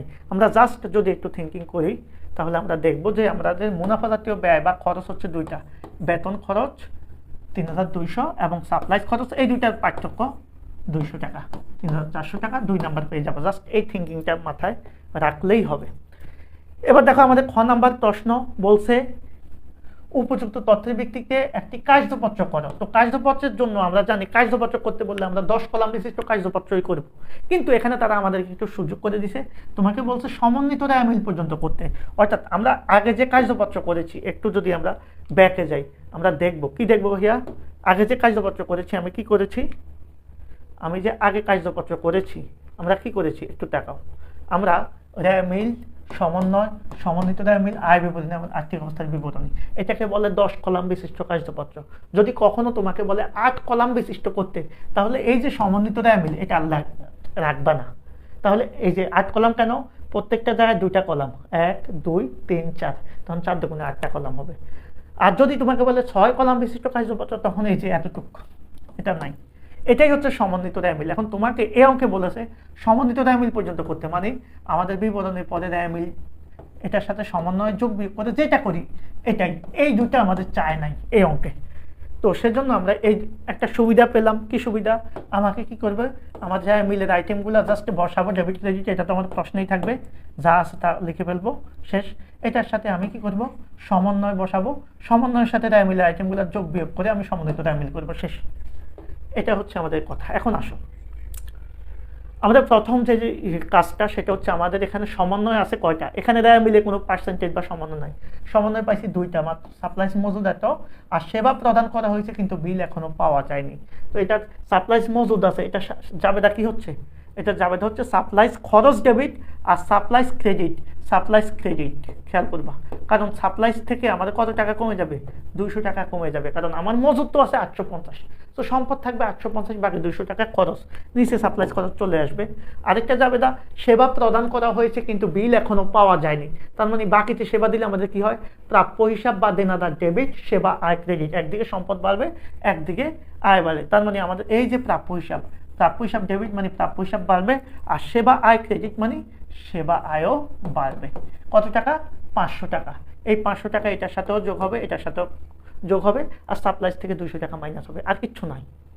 তাহলে আমরা রায় মিলের বাকি আইটেম যা আছে, বেতন, তারপরে প্রাপ্য নোট, নগদ, তারপরে কি প্রদেয় হিসাব, প্রদেয় নোট, মূলধন উত্তোলন, এগুলো সব রায় মিলে যা থাকবে সরাসরি এগুলো সমন্বিত রায় মিলেই চলে যাবে। আর এটার থেকে শুধু রায় মিলের সাথে আমরা যোগ বিয়োগ করবো দুইটা আইটেমের। তো আমরা একটু দেখি, দেখো আমাদের জাবেদা ছিল দুইটা, আমি এই পাশে লিখে দিই সুবিধার্থে। প্রথম জাবেদা ছিল কি, আমাদের সাপ্লাইজ খরচ ডেবিট, সাপ্লাইজ খরচ ডেবিট আর সাপ্লাইজ ক্রেডিট বা সাপ্লাইজ মজুদ ক্রেডিট, কত, 200 টাকা। আর পরের জাবেদা ছিল কি, প্রাপ্য হিসাব ডেবিট, সেবা আয় ক্রেডিট, 500 টাকা। এই দুইটা জাবেদাই ছিল, সমন্বয় জাবেদা, সরি 500 টাকা, ওকে। এখন আসো, তাহলে বেতন খরচ আমাদের রায় মিলে আছে, রায় মিলের আইটেম যা আছে, যেটা যে পাশে আছে আমরা কি করলাম, সব লিখে ফেলবো, ওকে, সব লিখে ফেলবো। সব লিখে ফেলার পর রায় মিলের আইটেম শেষ হয় কোন জায়গায় পর্যন্ত, আমাদের উত্তোলন পর্যন্ত। তো উত্তোলন আগ পর্যন্ত আমরা এই যে উত্তোলন পর্যন্ত আমরা লিখে ফেললাম। এখন আসো আমাদের সমন্বয়, এখন রায় মিলের আইটেম তো শেষ, শেষে আমরা কি করব, রায় মিলের সাথে যেটার কাজ নাই, যেমন কার কাজ নাই, এই যে আমাদের বেতনের কোনো কাজ নাই, তাহলে রায় মিলে ডেবিটে যেটা বসছে সেটা সমন্বিত রায় মিলে ডেবিটে যাবে, প্রাপ্য হিসাব এখানে ডেবিটে বসছে এখানে চলে যাবে। কিন্তু কাজ আছে কার সাথে, সেবায়ের সাথে, সেবায় 16,800 ক্রেডিটে বসছে, জাবেদায় সেবায় কি ক্রেডিটে 500, সো সমন্বয়ের ক্রেডিটে 500 টাকা লিখবা, তাহলে এটার সাথে এটা যোগ হলে কত হবে, এটা ক্রেডিটে যাবে 500 টাকা। 16,620-এর সাথে 500 টাকা যোগ করলে আমাদের কি হবে, 17,120। কেন, কারণ সেবায় ক্রেডিটে আছে, এখানেও ক্রেডিট, ক্রেডিট ক্রেডিট যোগ হচ্ছে, যোগ হয়ে ক্রেডিটে বসবে। এবার দেখো তাহলে এটার কাজটা আমরা করে ফেললাম। এরপরে আসো আমাদের কি আছে, নগদ, নগদের কোনো কাজ নাই, 20,000 এখানে আছে, তাহলে রায় মিলে যেটা থাকবে, সমন্বয় তো নাই, সমন্বিত রায় মিলে ডেবিটে, রায় মিলে ডেবিটে যেটা সেটা সমন্বিত রায় মিলে ডেবিটে যাবে। সাপ্লাইজ, সরি প্রাপ্য হিসাব, প্রাপ্য হিসাবের সাথে কিন্তু কাজ আছে, ওই যে প্রাপ্য হিসাব ডেবিট 500, তাহলে প্রাপ্য হিসাব ছিল আমাদের রায় মিলে কত, 1050, এটার সাথে আমাদের 500 কি হবে, যোগ হবে, তাহলে এই যে 1050-এর সাথে 500 যোগ হলে কত, 1550 হবে, ডেবিট পাশে এখানে কত আসবে, 1550, ভুলে এটা আসছে, ওকে। এরপরে কি আছে ভাইয়া, সাপ্লাইজ, সাপ্লাইজের সাথে কিন্তু কাজ আছে, ওই যে সাপ্লাইজ খরচ ডেবিট, সাপ্লাইজ ক্রেডিট, তো সাপ্লাইজ আছে কত, 1050, সমন্বয়ে সাপ্লাইজ আছে ভাইয়া ক্রেডিটে, তো সমন্বয়ে গিয়ে ক্রেডিটে 200 টাকা লিখবে, ওই যে সাপ্লাইজ 200 টাকা ক্রেডিটে। এখন এখানে ডেবিটে আছে কত ভাইয়া, এখানে ডেবিটে আছে 1050, আর এখানে ক্রেডিটে আছে কত, 200, তো এখান থেকে মাইনাস হয়ে ডেবিটে বসবে 850, কারণ ডেবিটটা বড় সেজন্য ডেবিটে বসছে। প্রদেয় হিসাব কোনো কাজ নাই, এখানে ক্রেডিট, সরাসরি এখানে ক্রেডিট। প্রদেয় নোট কোনো কাজ নাই, এখানে ক্রেডিট, এখানেও ক্রেডিট। মূলধন কোনো কাজ নাই, এখানেও ক্রেডিট, এখানেও ক্রেডিট, শেষ। উত্তোলন কোনো কাজ নাই, এখানে ডেবিট, এখানেও ডেবিট। আর লাস্টে কি আছে, আর কোনো রায় মিলে আর কোনো আইটেম নেই, তার মানে আমাদের সাপ্লাইজের কাজও শেষ, প্রাপ্য হিসাবের কাজও শেষ। সাপ্লাইজ খরচ যেটা 200 টাকা, এটা রয়ে গেছে, এটা বসাই দিবা, সাপ্লাইজ খরচ 200 কোথায়, এই যে সমন্বয়ের ডেবিটে, কোথায় বসবে, সমন্বয় ডেবিটে 200 বসবে, আর সমন্বিত রায় মিলেরও ডেবিটে 200 বসবে, শেষ। এটাই হচ্ছে কাজ। সো এই অঙ্কটা আমাদের খুবই সিম্পল একটা অঙ্ক ছিল। সমন্বিত র্যা মিল, তো আমরা র্যা মিল বসাবো, এটার সাথে সমন্বয়গুলো ডেবিটেড হলে ডেবিটে বসাবো, ক্রেডিট হলে ক্রেডিটে বসাবো, র্যা মিলে আইটেমের সাথে যোগ বিয়োগ করে সেটা সমন্বিত র্যা মিলে নিয়ে যাব। যোগ করবো কোনটা? র্যা মিলের হিসাবের সাথে ডেবিটের সাথে ডেবিট হলে যোগ হবে, ডেবিটের সাথে ক্রেডিট হলে বিয়োগ হবে, আবার ক্রেডিটের সাথে ক্রেডিট বসলে যোগ হবে, ক্রেডিটের সাথে ডেবিট হলে বিয়োগ হবে। ওকে, এবার আমরা সর্বশেষ প্রশ্নটা বলছে উপরিউক্ত তথ্যের ভিত্তিতে আমাকে সমাপনী দাখিলা দিতে। ভাইয়া সমাপনী দাখিলা মানে হচ্ছে, মাথায় রাখবো, আমাদের যদিও এই অঙ্কে আয় বিবরণী চায় নাই, তারপরে আমি একটু বলে দিই, সমাপনী দাখিলা দিতে হয় আয় ব্যয় হিসাবগুলোকে বন্ধ করার জন্য। আয় ব্যয় উত্তোলন এই তিনটা হিসাবকে বন্ধ করবো আমরা সবসময়। তো আয়কে বন্ধ করব, ব্যয়কে বন্ধ করব, নিট মুনাফা বা ক্ষতি এটাকে বন্ধ করব, আর উত্তোলন বা লভ্যাংশকে বন্ধ করব। এগুলাকে বলা হয় অস্থায়ী হিসাব, অস্থায়ী হিসাব বা নামিক হিসাব। মানে আয় ব্যয়কে বলা হয় নামিক হিসাব, আয় ব্যয় মুনাফা এটা নামিক হিসাব, উত্তোলনকে বলা হয় অস্থায়ী হিসাব। সমাপনী দাখিলা কেন দেওয়া হয় একটু বলি। আমাদের প্রত্যেক বছরেই ওই বছর শেষে হিসাবটা ক্লোজ করে দিতে হয়, অর্থাৎ এই বছরের যত হিসাব আসবে, আয় ব্যয় লাভ ক্ষতি উত্তোলন সব এই বছরই বন্ধ হয়ে যাবে, সামনের বছর আর যাবে না। হিসাবকাল ধারণা অনুসারে এই বছর শেষে আমাদের আয় ব্যয়গুলাকে বন্ধ করে দিতে হয়, সেজন্য এগুলাকে জন্য আমরা যে দাখিলা দিই সেটাইকে বলা হয় মূলত সমাপনী দাখিলা। অর্থাৎ যে দাখিলার মাধ্যমে আমি কি করবো, আমার প্রতিষ্ঠানের আয় ব্যয় বা অস্থায়ী মূলধন উত্তোলন এবং লভ্যাংশ বা লাভ ক্ষতি এগুলাকে বন্ধ করে দিব, সেটাই হচ্ছে আমাদের সমাপনী দাখিলা। তো আয়কে যদি বন্ধ করি ভাইয়া, আয়ের স্বাভাবিক ব্যালেন্স কি? ক্রেডিট, তাহলে এটাকে বন্ধ করলে বিপরীত করতে হবে, তখন এটাকে কি করতে হবে? বন্ধ করার জন্য ডেবিট করে দিতে হবে। ব্যয়কে বন্ধ করলে ব্যয়ের স্বাভাবিক ব্যালেন্স ডেবিট, বন্ধ করার জন্য এটাকে ক্রেডিট করতে হবে। মুনাফাকে বন্ধ করলে মুনাফা ক্রেডিট করতে হবে ডেবিট। উত্তোলনকে বন্ধ করলে উত্তোলন ডেবিট করতে হবে কি? ক্রেডিট। ওকে, আর আয়গুলা বসে আয় ব্যয় মুনাফা এগুলা বসে কোথায়? আয় বিবরণীতে। আরেক পাশে যাবে না, আরেক পাশে আয় বিবরণী বা আয় সারাংশ হবে। সো আমরা এই অঙ্কে কি পাবো? এই অঙ্কে দেখো আমার আয় ব্যয় কোনটা আছে। আমার এই অঙ্কে আয় আছে মাত্র, আমি যদি দেখি আমার আয় আছে মাত্র একটা, সেবা আয়। যদিও এটার সাথে আমাদের ওই যে যোগ করেছি কত, সেবা আয় কত 500 টাকার যোগ আছে, এটা আমরা দেখেছি সমন্বিত মিলে এই টাকাটা। আর ব্যয় আছে কি? বেতন খরচ আছে, আর কি আছে? আর কোনো ব্যয় নাই। এখানে আমরা সাপ্লাইস খরচ পেয়েছি, ওই সমন্বয় করে কত টাকা? 200 টাকা সাপ্লাইস খরচ, এই দুটা ব্যয় পেয়েছি। তাহলে আয় পেয়েছি একটা, সেবা আয়, আর কোনো আয় কিন্তু আমরা পাই নাই। আর ব্যয় পেয়েছি কয়টা ভাই? একটা, দুইটা, একটা হচ্ছে বেতন আর একটা হচ্ছে সাপ্লাইস খরচ। সাপ্লাইস খরচটা আমরা এই যে সাপ্লাইস মজুদ এবং সাপ্লাইসের পার্থক্যটা বের করে নিয়েছি। এবার আয় থেকে ব্যয় মাইনাস করব। তো এখানে আমাদের আয় কত হয়? টোটাল 16,620-এর সাথে 500 যোগ করলে কত হয়? 500 যোগ করলে হয় 17,000 কত ভাই? 17,120। এটা হচ্ছে আমার আয়। তো আমি আয়কে যদি বন্ধ করতে চাই, খেয়াল করবা, তো আমরা প্রথম জাবেদা দিব আয় ডেবিট। আয়গুলা কি? ডেবিট। এখন আয়ের মধ্যে এখানে কি আছে? সেবা আয়। তো সেবা আয় ডেবিট কত? ওই যে 17,120। আর সেবা আয় যদি ডেবিট হয়, আয়টা কোথায় বসে? আয় বিবরণী। সো আয় বিবরণী ক্রেডিট। আয়কে বন্ধ করার জন্য জাবেদা দিলাম। এবার আমি বলছি ব্যয়কে বন্ধ করবো। এখন ব্যয় কয়টা আছে? আয় তো একটা ছিল, সেজন্য একটাকে ডেবিট করছি। যদি বিক্রয় থাকতো বিক্রয়কে ডেবিট করতাম, যদি শিক্ষানবী স্যালামি থাকতো শিক্ষানবী স্যালামি ডেবিট হতো। ব্যয় আছে দুইটা, একটা কি ভাইয়া? বেতন খরচ, আরেকটা কি? সাপ্লাইস খরচ।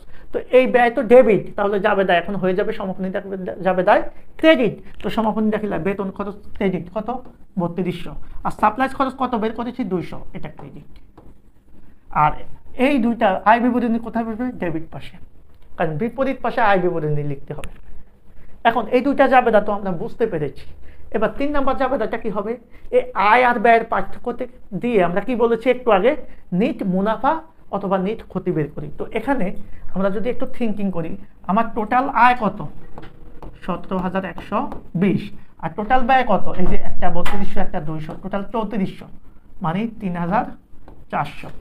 এবার আমার আয় হচ্ছে এত, ব্যয় হচ্ছে এত। আমরা সবাই জানি আয় থেকে ব্যয় মাইনাস করলে আমরা কি পাই? নিট মুনাফা পাই। সো এই অঙ্কে আমার নিট মুনাফা কত? খেয়াল করবা, এই অঙ্কে আমার নিট মুনাফা হচ্ছে কত ভাইয়া বলো? এই অঙ্কে নিট মুনাফা হচ্ছে 13,720। এখন এই নিট মুনাফাটাও আমার বন্ধ করে দিতে হবে, কারণ আমরা বলেছি সমাপনী দাখিলা মানে 4টা জিনিস বন্ধ করব: আয় ব্যয় মুনাফা বা ক্ষতি এবং উত্তোলন বা লভ্যাংশ। কারণ অস্থায়ী হিসাবগুলা বা নামিক হিসাবগুলাকে আমরা বছর শেষে বন্ধ করার জন্যই সমাপনী দাখিলা দিই। সো আয়কে বন্ধ করার জন্য আয় ডেবিট করলাম, আয় বিবরণী ক্রেডিট করলাম, ব্যয়কে বন্ধ করার জন্য আয় বিবরণী ডেবিট করলাম, ব্যয়গুলাকে ক্রেডিট করলাম। এখন আমরা যদি নিট মুনাফা বন্ধ করি, ভাইয়া নিট মুনাফার স্বাভাবিক ব্যালেন্স কি? ক্রেডিট। সো এটাকে বন্ধ করতে হলে এটা ডেবিট হবে। আর নিট মুনাফাটা কাকে বাড়ায়? মূলধনকে, সেজন্য মূলধন ক্রেডিট হবে। এখন নিট মুনাফাটা কোথায় বসে? মূলত আয় বিবরণীতেই বসে। আমরা জানি আয় বিবরণীতেই বসে, সেই জন্য এই নিট মুনাফাকে বন্ধ করতে হলে এটা আয় বিবরণীতে ডেবিট করতে হবে। আর এটা যেহেতু আমরা কার সাথে যোগ করি? মূলধন বা মালিকানা সত্ত্বের সাথে যোগ করি, এই জন্য এটা মূলধনকে বাড়ায়। সো মূলধন হিসাব ক্রেডিট। সো নিট মুনাফা বন্ধ করার জন্য আমাদের কি হচ্ছে? জাবেদা হবে আয় বিবরণী ডেবিট, মূলধন ক্রেডিট। অনেক এখানে নিট মুনাফা লিখবা, হবে না। এখানে নিট মুনাফাটা যেহেতু আয় বিবরণীতে বসে, সেহেতু আমরা আয় বিবরণী লিখবো। এখন প্রশ্ন আসতে পারে যে ভাইয়া যদি ক্ষতি হতো কি হতো? ক্ষতি হলে এটার উল্টো হতো, অর্থাৎ মূলধন ডেবিট হতো, কারণ ক্ষতিটা মূলধনকে কমায়, আর আয় বিবরণী ক্রেডিট হতো। শেষ। এতটুকু এই তিনটা জাবেদা আমরা শিখেছি। আরেকটা জাবেদা হচ্ছে আমাদের দেয়া মিলে উত্তোলন আছে। আমি বলছি উত্তোলনকে বন্ধ করব, তো উত্তোলনের স্বাভাবিক ব্যালেন্স কি? ডেবিট। এখন আমরা উত্তোলনকে কি করব? ক্রেডিট করে দেব। তাহলে উত্তোলনকে ক্রেডিট করে দিব।